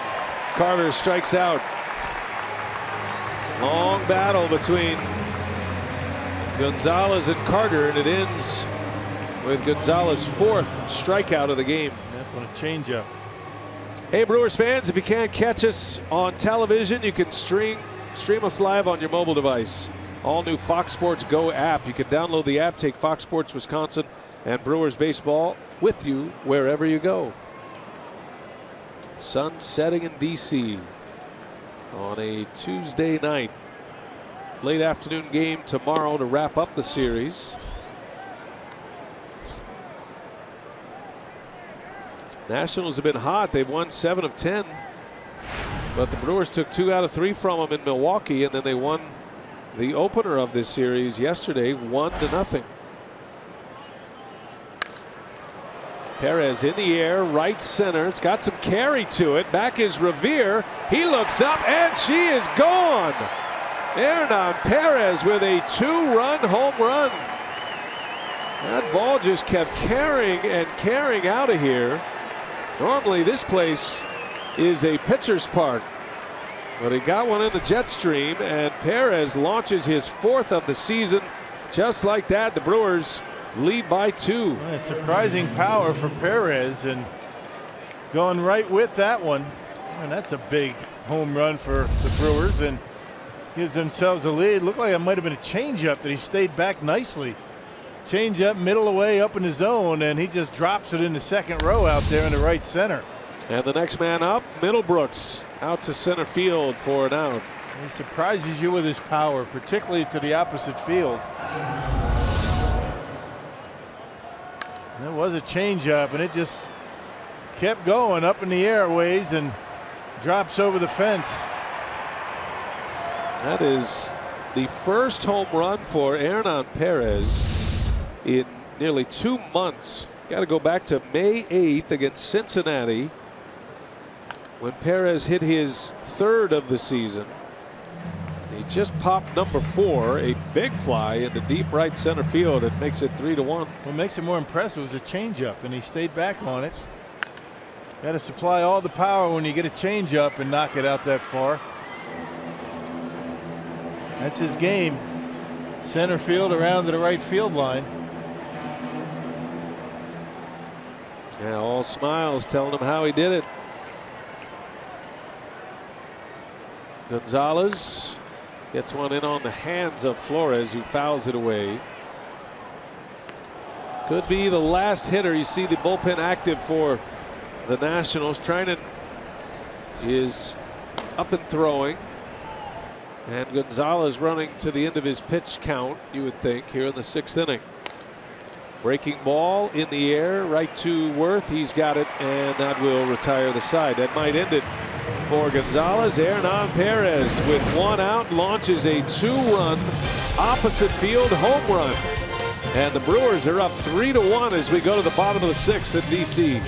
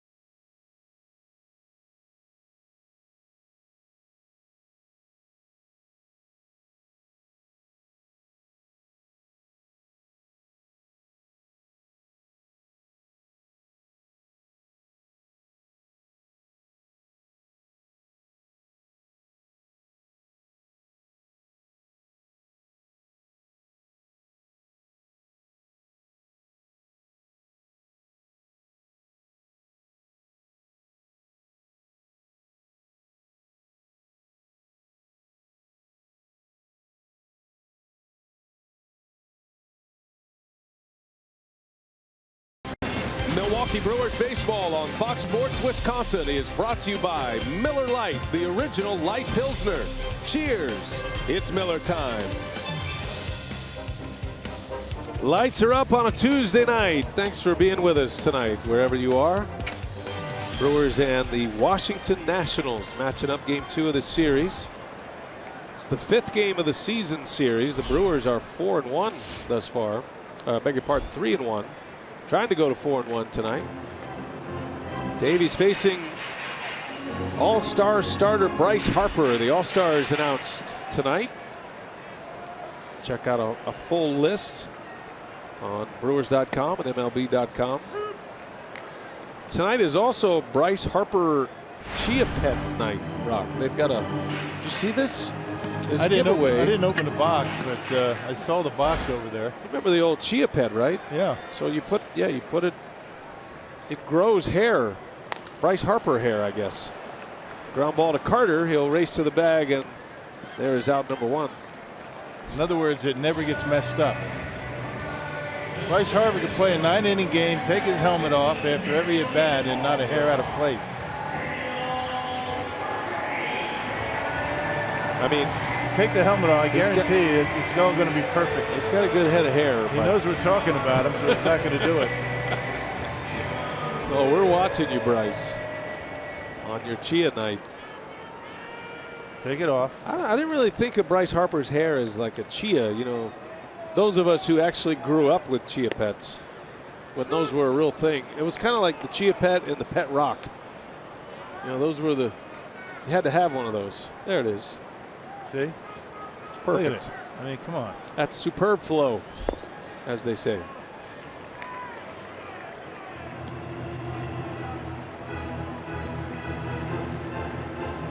never appreciated hair so much until I started losing some of mine.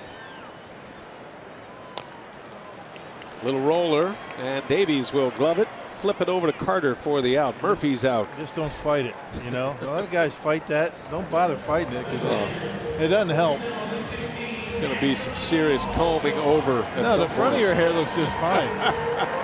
It's like, yeah, it's like it's a little patch in the back. It's okay. You know what it is? I think it's the headset. It's rubbing on the back of your head. I think you're right. It's not my fault. That's a good way to go right there. The beard and the smooth shave. I like that. That might be my look in a few years, folks. I'm okay with that.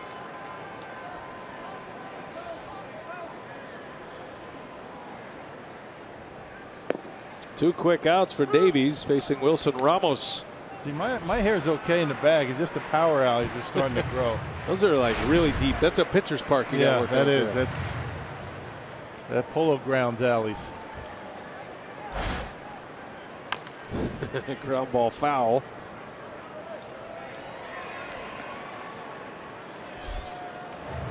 Turning the forehead into a 5-head. Yeah. With a lot of shine when it's 90 degrees. Just a couple of old guys talking. Again, don't fight it. Don't fight it. It's distinguished, I hear. There's a strike called, and Davies rips through the Nationals' order in the 6th.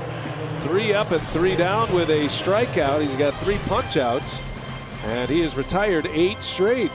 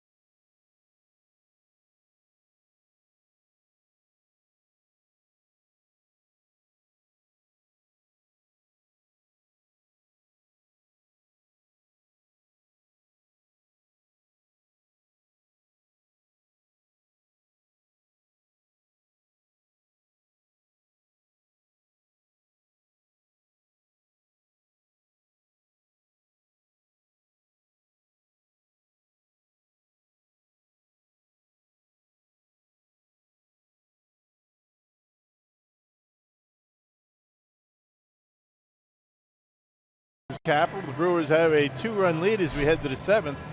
And DNR days are back in Miller Park this year through this special ticket package.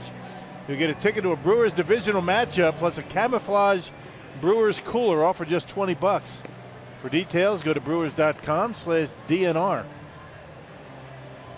The powder blues. I like those. I like to see those back. Blake Trinan is the new Washington pitcher. So Gio Gonzalez exits after 6 innings, giving up 3 runs. He's on the hook for the loss right now, and Dusty Baker's going to go to his bullpen. And one of his better starts as of late, Gio Gonzalez, but finds himself behind as Blake Trinan comes on. Hard thrower, big guy, good numbers out of that bullpen. It's been a good bullpen for the Nationals. Davies will lead off, the Brewer pitcher, which would tell you he is coming back out for the 7th inning. No activity in the Brewer bullpen. He's had a good night. He's retired 8 straight. 9 of his last 10. On the ground to short. This will be Espinoza. And a low throw, and it's mishandled by Zimmerman. Well, not that low. I wonder who's going to get that air, but it's one Zimmerman should have had. I think he kind of made it a little bit more difficult than he had to, and that's a rarity right there. The Nationals committing an error. Low throw for sure, but Yeah, that's one that Zimmerman's got to be able to handle. Yeah, you got to make that play every time. Not sure they'll give him the error because it did hit the ground, but a little bit of a stretch, and that's routine. If he reaches out, he catches it in the air. VR trying to bunt his way on. That's a break for the Brewers. They get their pitcher on, and they're going to score that as an error on Zimmerman. I like that call. Yeah. That is the fewest errors in the National League. Washington comfortably at the top of the list for the fewest. One of the best defensive teams in the league. They have not played well defensively tonight. Ow, that hit him. VR is hit by the pitch. I think it's a foul ball. I think you're right. Judging by the call of Jeff Nelson with his both hands up. Yeah, I heard a double hit. It might have hit the bat, then hit. Well, then hit VR after he made contact. Let's see. He's trying to bunt for a base hit. I don't know. I mean, regardless, he goes after it. I mean, it doesn't matter if it hit the bat or not. He offered at that baseball. Yeah. Hit him right in the thigh. The strike counts before the hit by pitch, so I agree with you. Either way, he's not getting first base. It's either going to be a foul ball strike or an attempted bunt strike. That's the double whammy. Not only do you get a strike on you, but you also get a bruise.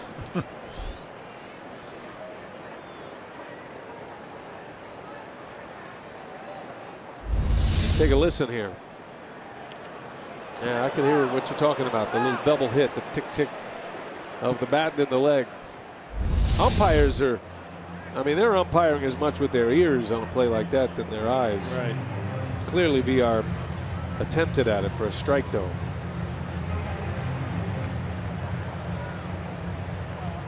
So the count is 0-2. And VR is giving a little time to shake the injury.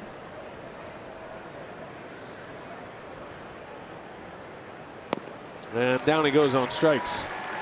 So Trinan with a strikeout for the first out of the 7th inning.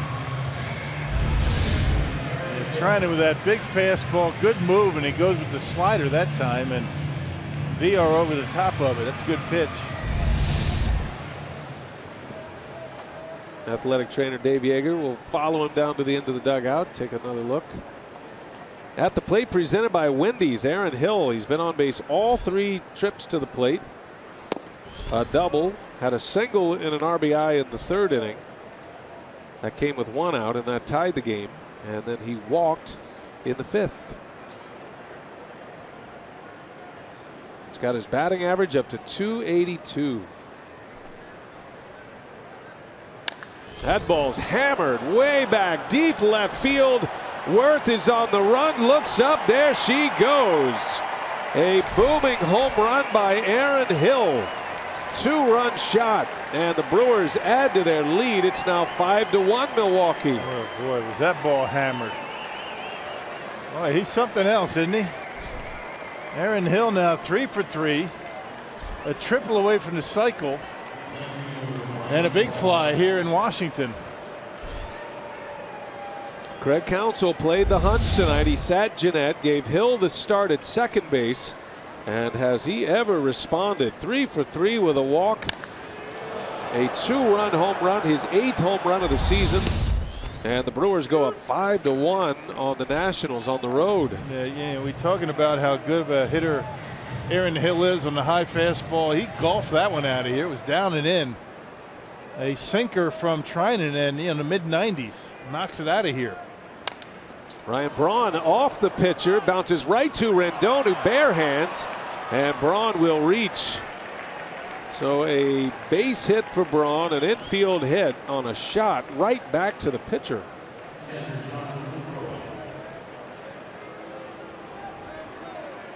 Dangerous territory, 60 feet 6 inches away. Yeah, no kidding. It looks like he's all right. Aaron Hill able to golf that one out of here, a 2-run shot, giving the Brewers a 4-run lead, and Ryan Braun just drills the pitcher right after that.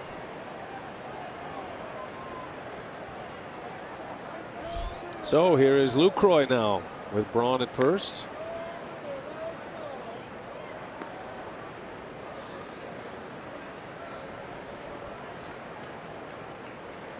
Lucroy is 2 for 3, couple of singles, both back up the middle on the left-hander Gonzalez.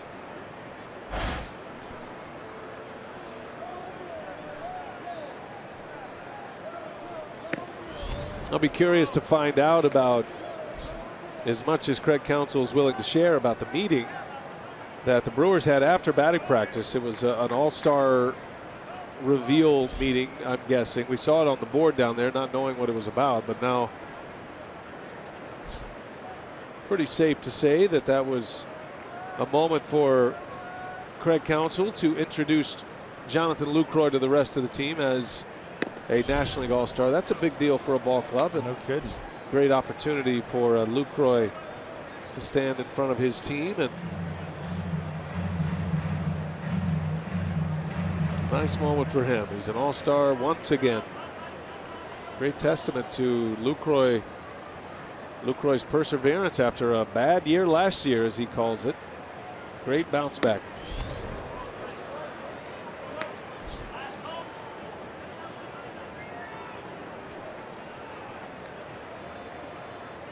Jonathan was named an all-star reserve by manager Terry Collins, all-star manager who took the Mets to the World Series last year. Buster Posey is the starter behind the plate. Second all-star team. Lucroy was the starter in 2014 after Yadier Molina was injured. And it's not just the offensive numbers that stand up tall for Lucroy. The fact that he's throwing out runners at a very high clip, the most caught stealing in baseball right now, and he got one earlier today, including tonight. 23 of them. Going to be a routine 6-4-3 double play to end the inning. Nationals have turned a couple of double plays tonight, but the Brewers score twice. One swing of the bat, Aaron Hill. 2-run shot. Hill's 8th of the year, and it's 5-1 Brew Crew.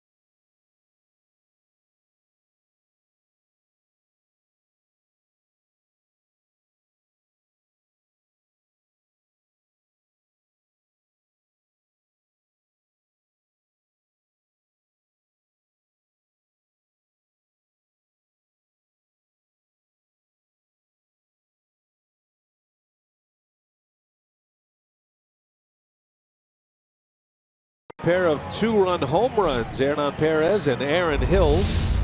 And our Badger Mutual Insurance runs of the game. Hill deposits a sinker into the bleachers, or into the bullpen, I should say, in left field. Yeah, 3 RBIs for Aaron tonight. He has not been retired. 3 hits. He's walked. Triple away from the cycle. Might have another at-bat in this game. This is a triples park. Yeah, it is. Especially into left center. He is the Cycle King. He had 2 of them in an 11-day span a few years ago while playing for the Arizona Diamondbacks. One of them, the second one, was in Milwaukee.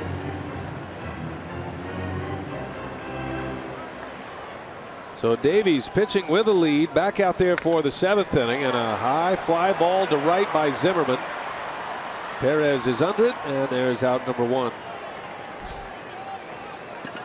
Zach Davies' partner is rolling along here. He's retired 9 in a row, 11 of his last 12. Yeah, he's been pounding the strike zone and has done a good job retiring the leadoff hitter. That was a mistake right there. He got away. We see point of contact for Zimmerman down on the handle a little bit, keeping it in the ballpark. Yeah, the only inning where the Nationals were able to get their leadoff hitter aboard was the 2nd, and that's the inning that they scored. And a first pitch fastball in there for a strike on Rendon.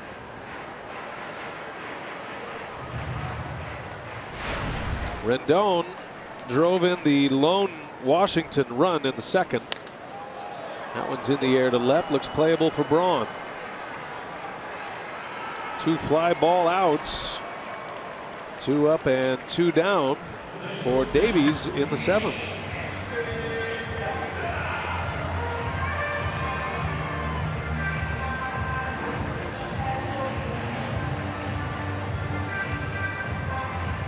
Good bounce back performance tonight for Zach Davies. He needed a game like this. I think everybody was curious to see how he would answer after a bad outing against the Dodgers. He hasn't had many. No, that broke a 5-game winning streak for him. Mentally tough, Zach Davies. Still had a great month of June, even with the 6 earned run game against Los Angeles. He still finished the month of June with a 2.89 ERA and a 3-1 record. I think his strikeout to walk numbers are what jumps off the page because he doesn't throw hard. He's not a strikeout pitcher. There's a base hit by Espinoza. 2-out single that breaks the string of 10 in a row retired by Davies.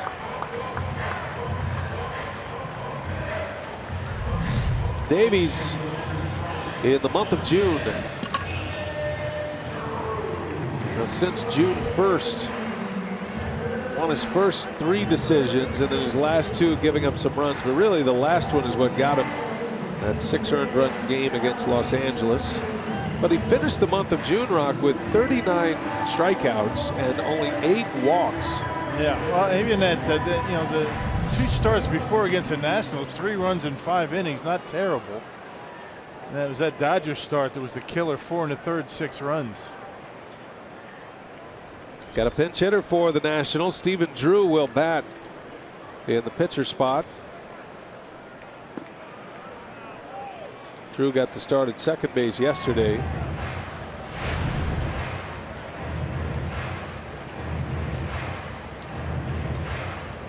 For the season overall, Davies' strikeout to walk ratio is about 3-1.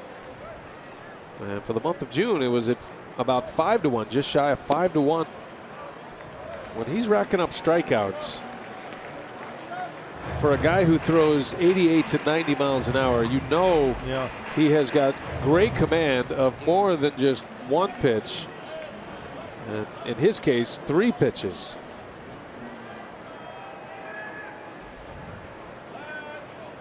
Pitch count in good shape. He's trying to get through 7.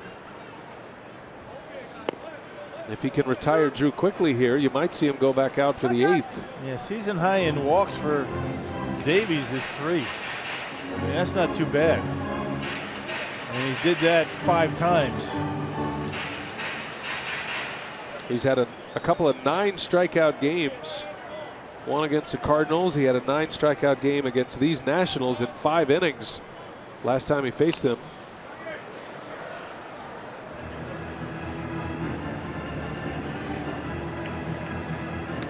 He's been a great story. He looks like a pitcher the Brewers are going to be able to count on moving forward, and that's the goal this year. You're trying to find out who's going to be part of your organization during this rebuild scenario. Brewers are stockpiling prospects, building up their minor league system. A lot of players are close to breaking through at the big league level. Some players with very high ceilings, as the scouts say, and a lot of expectations. Guys like Orlando Arcia, the talented shortstop at AAA. You got Brett Phillips down in AA playing center field. And pitcher Josh Hader. I mean, they're loading up that pipeline full of young talent to see who's going to be able to get it done. There's a base hit to right. Drew turns that one around, and suddenly with 2 outs, the Nationals are threatening. Stephen Drew with a pinch hit single. Back-to-back singles with 2 outs in the frame, and now 2 on for the top of the order. Yeah, tried to come inside and just couldn't quite get it in there far enough. And now you wonder if that might be the end of the line for Zach Davies. I mean, I don't know how Craig Counsell wants to push it here. Pitch count's in good shape at this point. 93, not too bad. A long ball here, and we're right back in the game. Carlos Torres getting loose for Milwaukee. You figure if Davies needs help this inning, it would be Torres. Derek Johnson, the pitching coach, having a quick word with him. If he gets through the 7th, now you turn it over to your late inning relief. Craig Counsell did say Tyler Thornburg will pitch tonight. He's had a long layoff. Well, 3 of the next 4 are left-handed. That's why you have Will Smith getting loose in the pen. So this will be a key hitter. That 2-run home run by Aaron Hill allows Craig Counsell a little more leeway with Davies to see if he can get through the 7th inning on his own. But you figure this will be his last hitter. Top of the order, Ben Revere, who has singled. He's 1 for 3.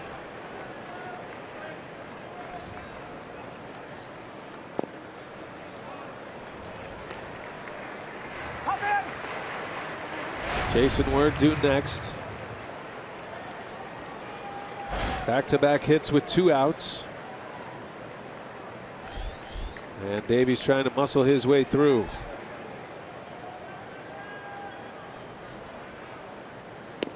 There's a strike. Right down the middle. I guess Craig Counsell figuring he got the left-hander up, then not a lot of power. He's got 1 home run, so he's going to give Davies an opportunity to get him. If he doesn't, he's probably going to go to Torres to get Jason Worth.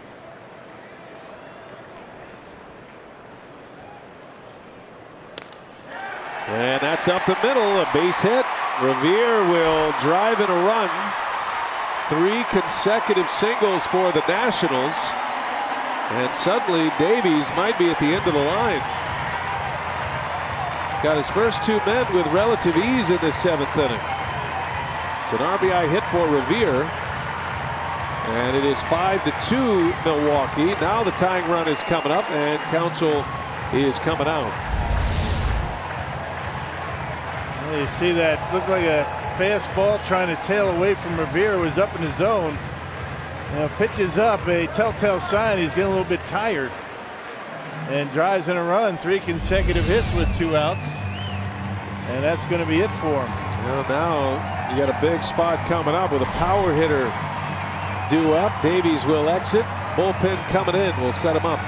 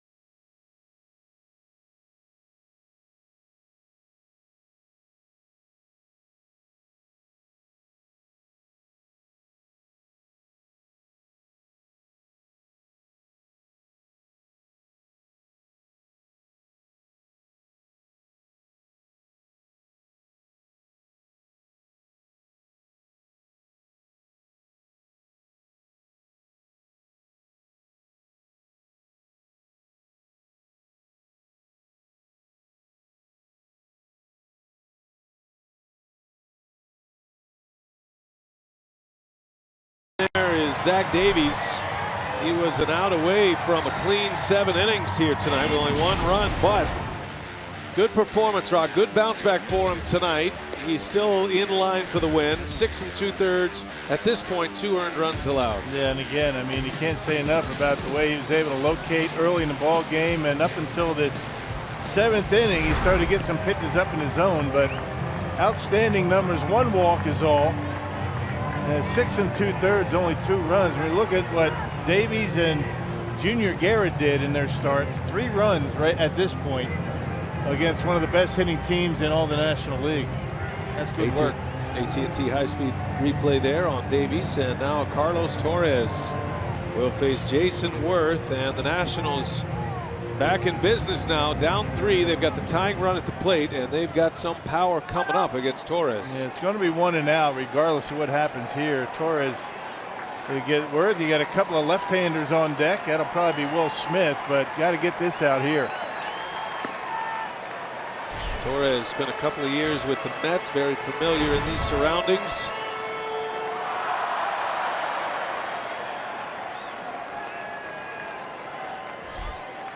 Worth is 1 for 2, had a single, a walk, and he popped one up. And Torres missing badly. 2-0.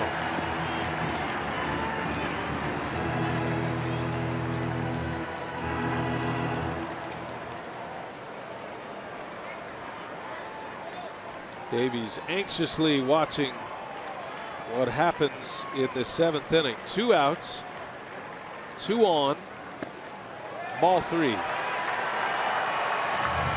And don't think that Jason Worth's not going to be swinging here. Representing the tying run.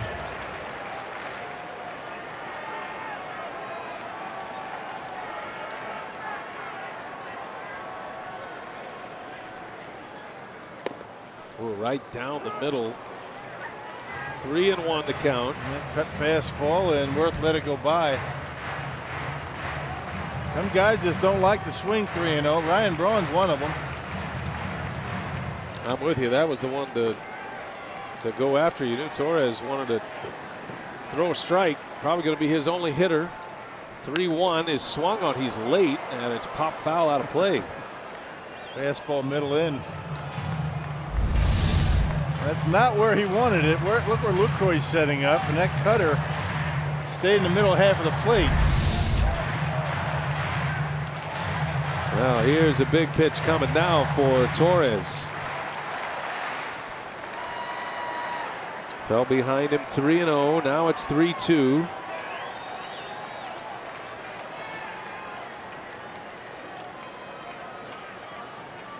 Runner goes. Word takes ball 4. Now the bases are loaded. And here comes Will Smith, you figure. Gonna load the bases. The reigning MVP Bryce Harper is coming up. Now representing the go-ahead run. And Craig Counsell trying to manage his way out of a pickle right now. Here comes Smith.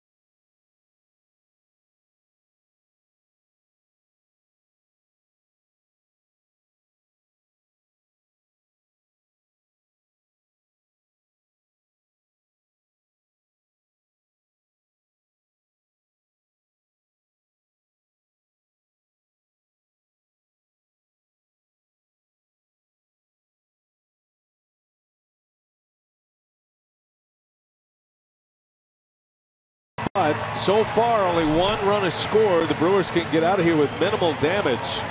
Davies retired the first two batters, but the next four have reached, and now the second reliever used in this inning, Will Smith, is on to face Bryce Harper. Yeah, 17th appearance for Smith. Excellent numbers. You can see exactly the same against right-handers and left-handers. A 167 opponent batting average.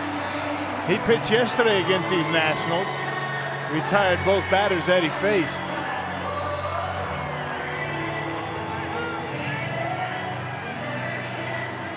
So Harper will stand in. Had a base hit his last time up. His splits this year, he's actually hit lefties better than right-handers. And he's got 5 home runs against lefties. Two of the base runners belong to Davies, one to Torres. Base is full of Nats. And Smith deals strike one to start the count. 2 grand slams this year.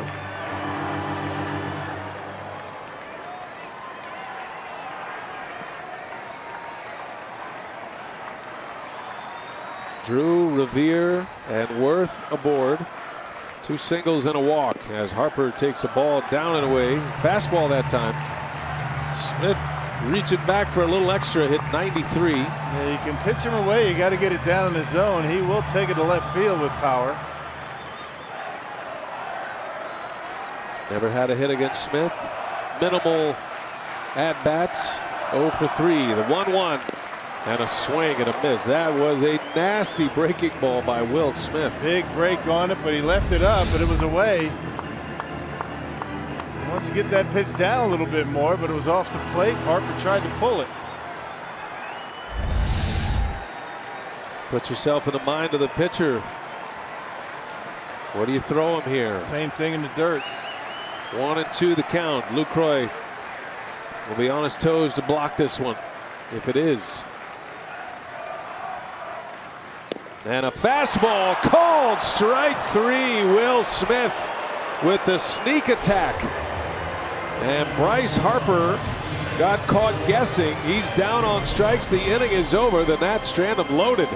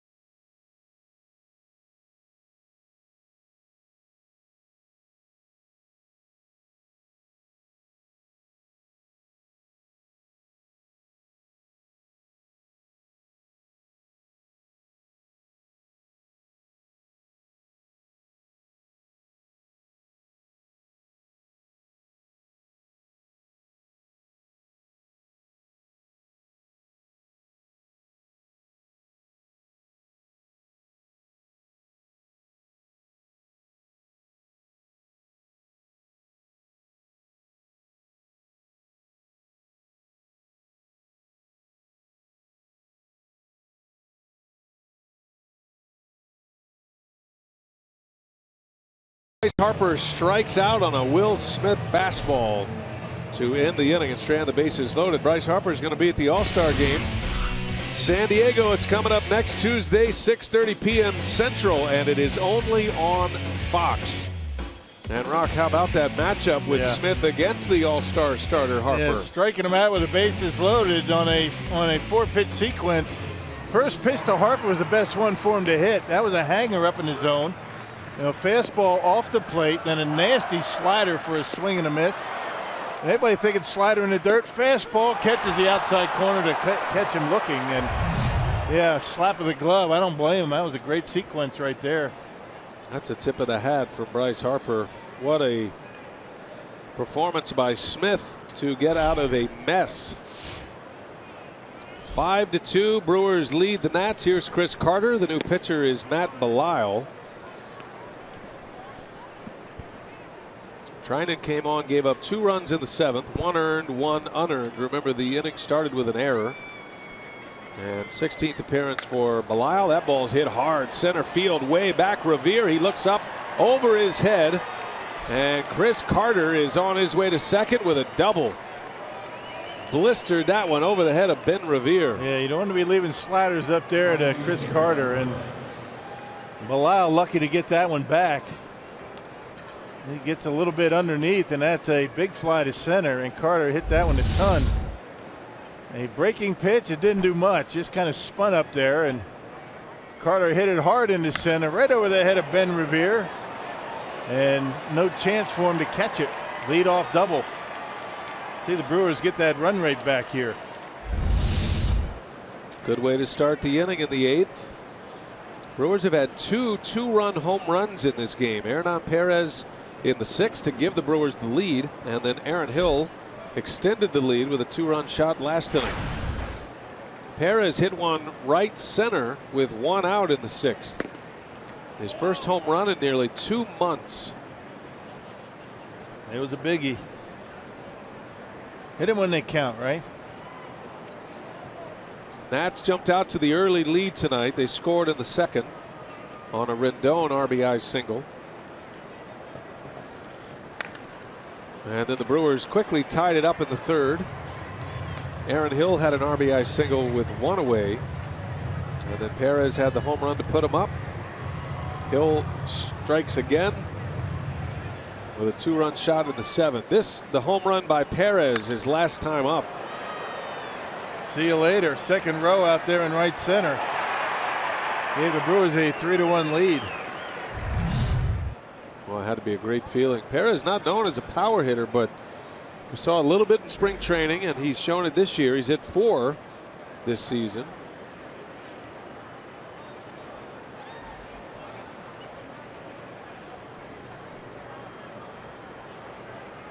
One ball, 1 strike. Hernan shows bunt, and back to the mound. It's going to advance Carter.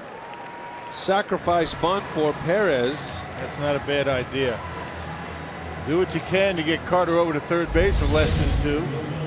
He took his shot. He had a swing. He fouled it off and then realized that better get him over somehow. Drops down the bunt. A sacrifice. Leaves it up to Will Middlebrooks. Middlebrooks, his first game as a Brewer. Had a base hit his first time up.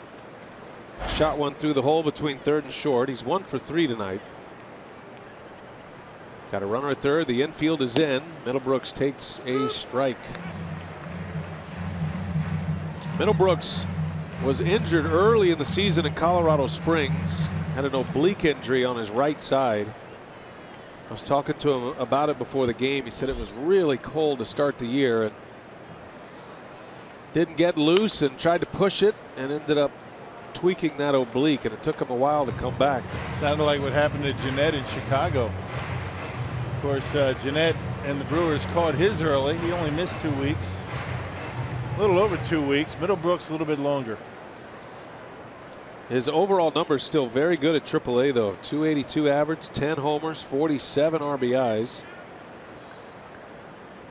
Most of his starts coming at third base down there. And Middlebrooks spoils one foul.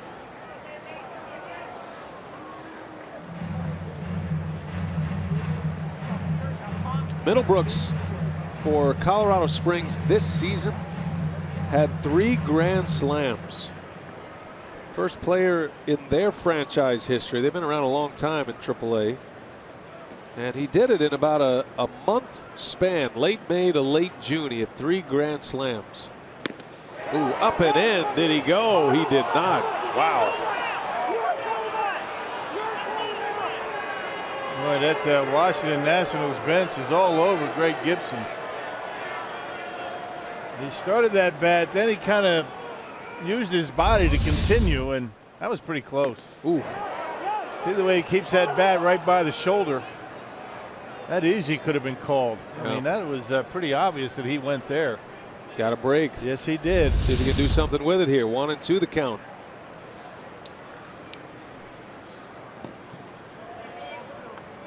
2-2 now.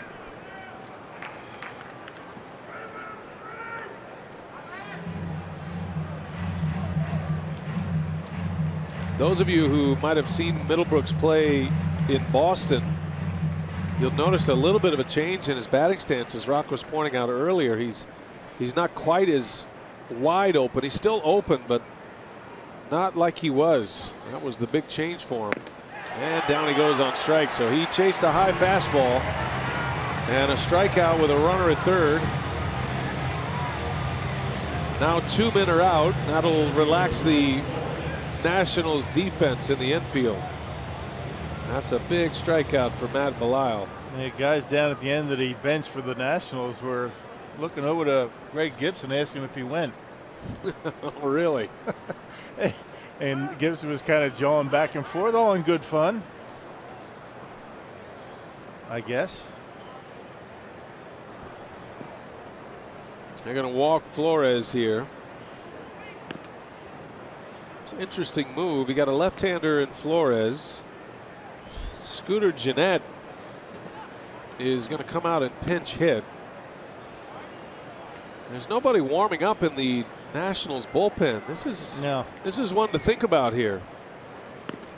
So you got a rookie hitter at the plate in Flores, and now Gennett's going to get a shot with a man at first and third. Well, Scooter just went out. Now, I guess if you're the Nationals, you're thinking if Flores gets a hit here, then Will Smith is going to be able to go out and pitch to Daniel Murphy. That's a good call. So I guess they put him on. We're not going to mess around. You're going to take Smith out. Not that the Brewers would have done that. I don't think they would have done that under any stretch. They're not going to risk Will Smith swinging the bat.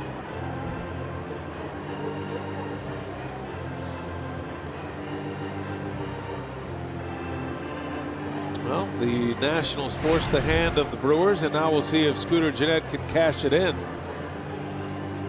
They feel a little bit better about this scenario with a 3-run lead. Maybe in a 1-run game, you think twice about it. But it's go time for Craig Counsell. No problem on the pinch hitter here, I wouldn't imagine. Yeah. He's got a fresh bullpen. He's got his setup man ready to go in Thornburg. Jeffress got a save yesterday. So the Brewers have it lined up the way they want it. Now they'll try to add to their lead. So Gennett gets a chance with runners at first and third.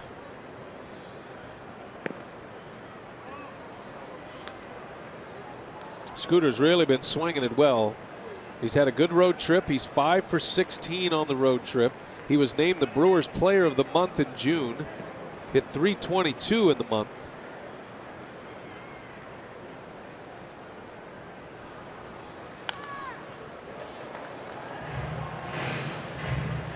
I think more importantly for Gennett, he's getting on base at a very high clip. His on-base percentage in June was .390. Yeah, .335 overall for the season. Hitting coach Darnell Coles been very pleased with the improvement that Scooter Gennett has been able to make this year. On the ground to second. Easy hop for Murphy, and that will retire the side. So the Nats force the hand of Counsell. Now it's up to Thornburg to try to get through the 8th inning.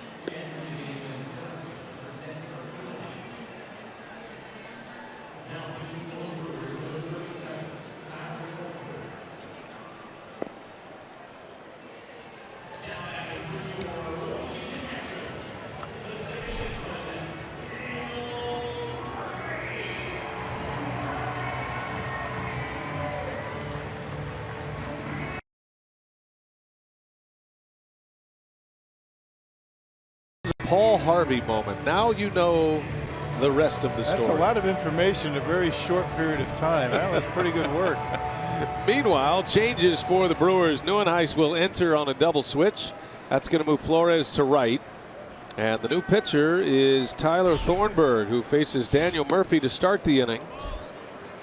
You figure Thornburg's got a fresh arm, a live arm, but it's been a while since he's been on the mound. He's had a long period of inactivity. Yeah, June 24th, last time he worked, and that was against the Nationals back at Miller Park. First appearance on the road trip.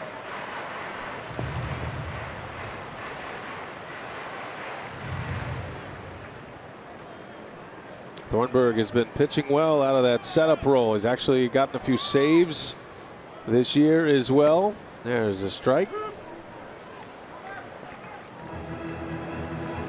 Murphy, the league's leading hitter, 1 for 3. He singled and scored in the second inning. Nats have 2 on the board on 9 hits. High in the air, deep to right. Flores going back at the wall. He leaps up. It's off the wall. And Murphy is now going to third. The cutoff and relay to third. The tag. He is out at third. You wonder why he's making an effort to get to third base. I mean, that makes no sense. Oh boy. It's a huge break for the Brewers. You're down by 3 runs. I mean, what point is it to try and get to third base? I mean, that's just bad base running. And a little hesitation. Murphy thought he was an out. Yeah, ball kept going. And why he would try and get to third base, I don't know. I mean, here's a veteran guy who stops. He starts again, and a great throw by VR to get him easily. Oh boy. And what a great throw by VR. It was right on the money. Had to be a perfect relay. But I mean, honestly, what are you doing down by 3 runs? Well, that's a big out. That's just bad base running. I mean, I tell you. Nationals have not played well tonight. A lot of misplays, bad routes in the outfield. There was an error at first that led to a run. It's a 1-run game. I get it. You try and get there. Maybe. You never make the first out at third base. You never make the first or third out at third base. Wilson Ramos now with 1 away. But the Brewers will certainly take the break. That putout goes 9-6-5. VR is one of those shortstops in the relay that can cut that distance down quickly with his throwing arm.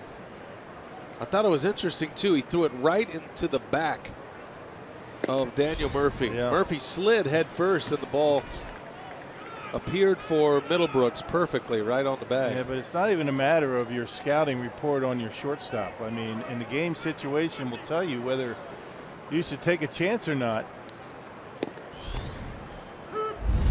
Well, the Brewers take advantage of some very, very poor base running by Washington. There's just no justification for that.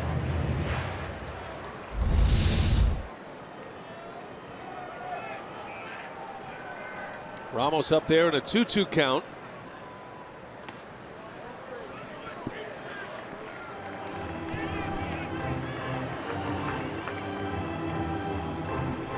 Thornburg trying to knock a little rust off. Relievers, you don't see relievers go this long without pitching. That raised the questions before the game to Craig Counsell about whether he's injured or is there a reason the Brewers are staying away from him. And Counsell was quick to answer. He said not at all, just the way the games have gone. The rain had a little bit to do with the decision making. The Brewers were on the wrong side of a couple of lopsided games. As a matter of fact, there were 4 in a row, a win and then 3 losses, and then it just never came up that Thornburg was needed. And then with the scheduled off days, it just stretched out a little longer than he had hoped. Yeah, 3-4 days is good. I mean, but you know, a little bit, anything more than that. I mean, you're talking about maybe getting a little bit too rusty. But anytime you can get one of your main relievers extended time off to refresh that arm, I guess you do it. It'll help you down the road. His last outing was against Washington at Miller Park. Had a scoreless 8th in that game with a couple of strikeouts. 3-2 pitch to Ramos. In the air to right. That ball's well hit. Back is Flores, and he's got room for this one. And there is out number 2. Yeah, good pitching by Tyler Thornburg. Once he got to a full count, he didn't want to walk Ramos. Made him hit his way on and ended up getting the out into deep right field. Anything but a walk. You don't want to be walking a guy. Outer half, Ramos hits it pretty well, but gets under it. Everything away. That was borderline on the outside corner, but he gets the out. So 2 men are out. Here is Ryan Zimmerman now. Strike 1 from Thornburg. He has found that outside corner. That's a good sign for a late inning reliever, late game reliever.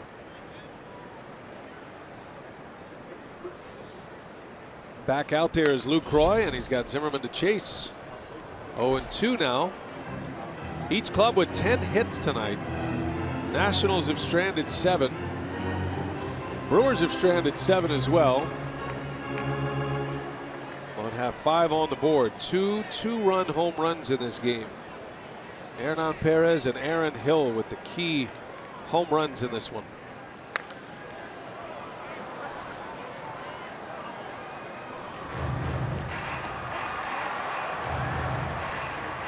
Brewers are going to have the top of the order coming up in the 9th inning. You're trying to get to the finish line here without having to face Worth and Harper. And with 2 outs in the 8th, that path is laid out for the Brewers.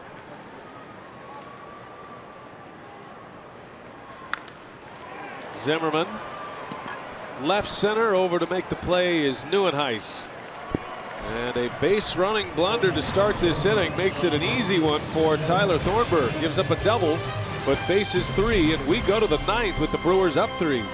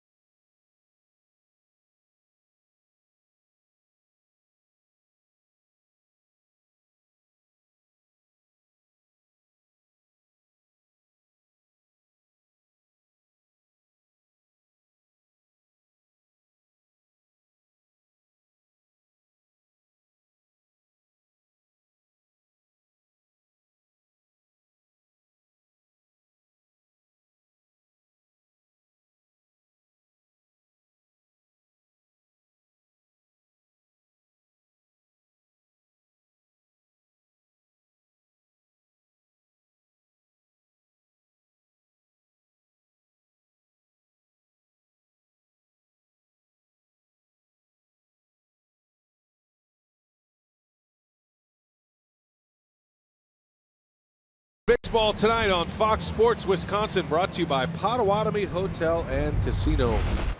And we go to the 9th inning. The Brewers lead at 5-2. Got a terrific start from Zach Davies, who ends up going 6 2/3 with 2 earned runs. And good work by the bullpen, specifically Will Smith, who got out of a bases loaded mess with Harper at the plate. Matt Belisle's back out there. He starts his 2nd inning. Top of the order for the Crew. Jonathan Villar takes strike 1. Don't forget, join us tomorrow. We're back at it. Late afternoon baseball from DC. And then the Brewers are headed home back to Milwaukee. Villar right to the shortstop Espinoza. He's lined out twice tonight. 1 for 5 in this one. And that'll bring up Aaron Hill. He's a triple away from the cycle, and Rock, his home run in the 7th inning was the big insurance home run in this game. He's on the Powerball home run leaderboard. Has 8 now. They made it a 4-run game, and the Brewers currently holding a 3-run cushion. Jeremy Jeffress is getting loose down in that bullpen. 2 guys getting loose just in case the Brewers put a run on the board.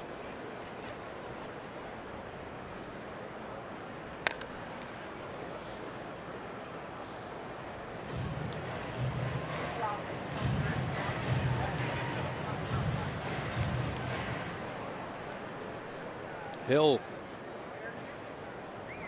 drove in a run in the 3rd with a single, and then that 2-run home run in the 7th. Takes his RBI total to 29 for the year. He's hitting .285 now, partner. Yeah. With his 3 hits tonight. It has been a steady climb from the low 200s to the high 200s. Got under this one. High pop up.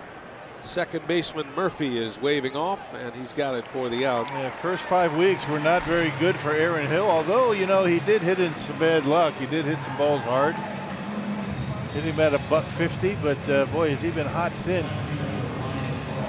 2 up, 2 down. Here comes Ryan Braun. And if you're just joining us, Braun is in the final 5 for the All-Star team. And you can vote for him. You can text it right now. You can text the number 89269 and text N2, or you can go to Brewers.com and make your final vote. You can vote as much as you want. See if we can get Braun to the All-Star game. Braun grounds to second. High throw, but Zimmerman makes the play. Inning is over. And we go to the bottom of the 9th. Jeremy Jeffress got a save yesterday. He's looking for back-to-back.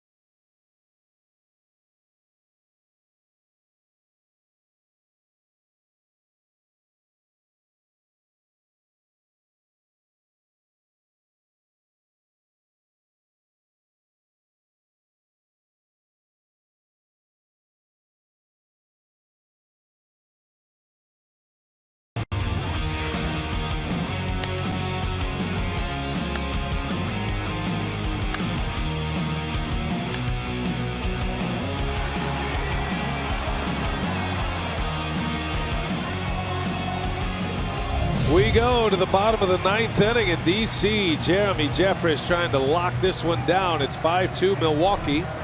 And Jeffress, who picked up the save yesterday, preserving a 1-0 Milwaukee win, is back out there once again. He's 22 for 23 in save opportunities. He is all-star worthy, not on the all-star team, but you never know with injuries and whatnot. This is a guy that you could certainly look at as a potential all-star candidate. Yeah, without a doubt, particularly since he's never been a closer before, and he's only blown one. He's got a 3-run cushion with the bottom half of the Nationals order coming up, but those are still some hefty bats in the bottom of this order, so he's got his work cut out for him here tonight. Well, the day started with the Nationals 4 games up on the New York Mets. The Mets lost to the Marlins tonight, so the Marlins a chance to gain some ground if the Brewers can close this one out. Anthony Rendon will lead off for the Nats. He is 1 for 3 today. This will be the 3rd straight day for Jeffress. He had a little tune-up outing In the Brewers' loss on Sunday, the Brewers actually made that a close game. They came back and got within a run of St. Louis. Down 5 going to the 9th inning. So Jeffress had the high stress save yesterday and a 3-run cushion to work with today. And plowed through the heart of the order in yesterday's game. A little bit different today. You're just trying to keep Jason Worth and Bryce Harper and Daniel Murphy away from the plate on the way to the finish line here today. Worth is due up 5th, and then Harper 6th if you're looking ahead. So Nationals trying to get a couple of men on base to get their big bats up there.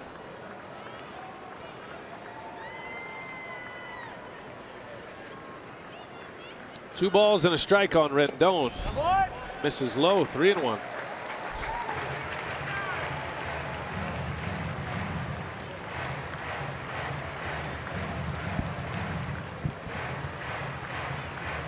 Jeremy's been very durable this year. That's one thing about a closer that you're not sure of when it's your first season in that role.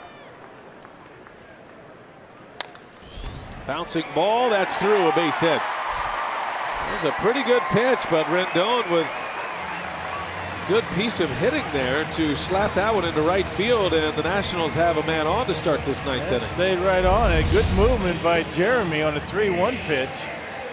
It was down the middle, but it had some movement on it. He got his ground ball, but out of the reach of Hill out there at second base.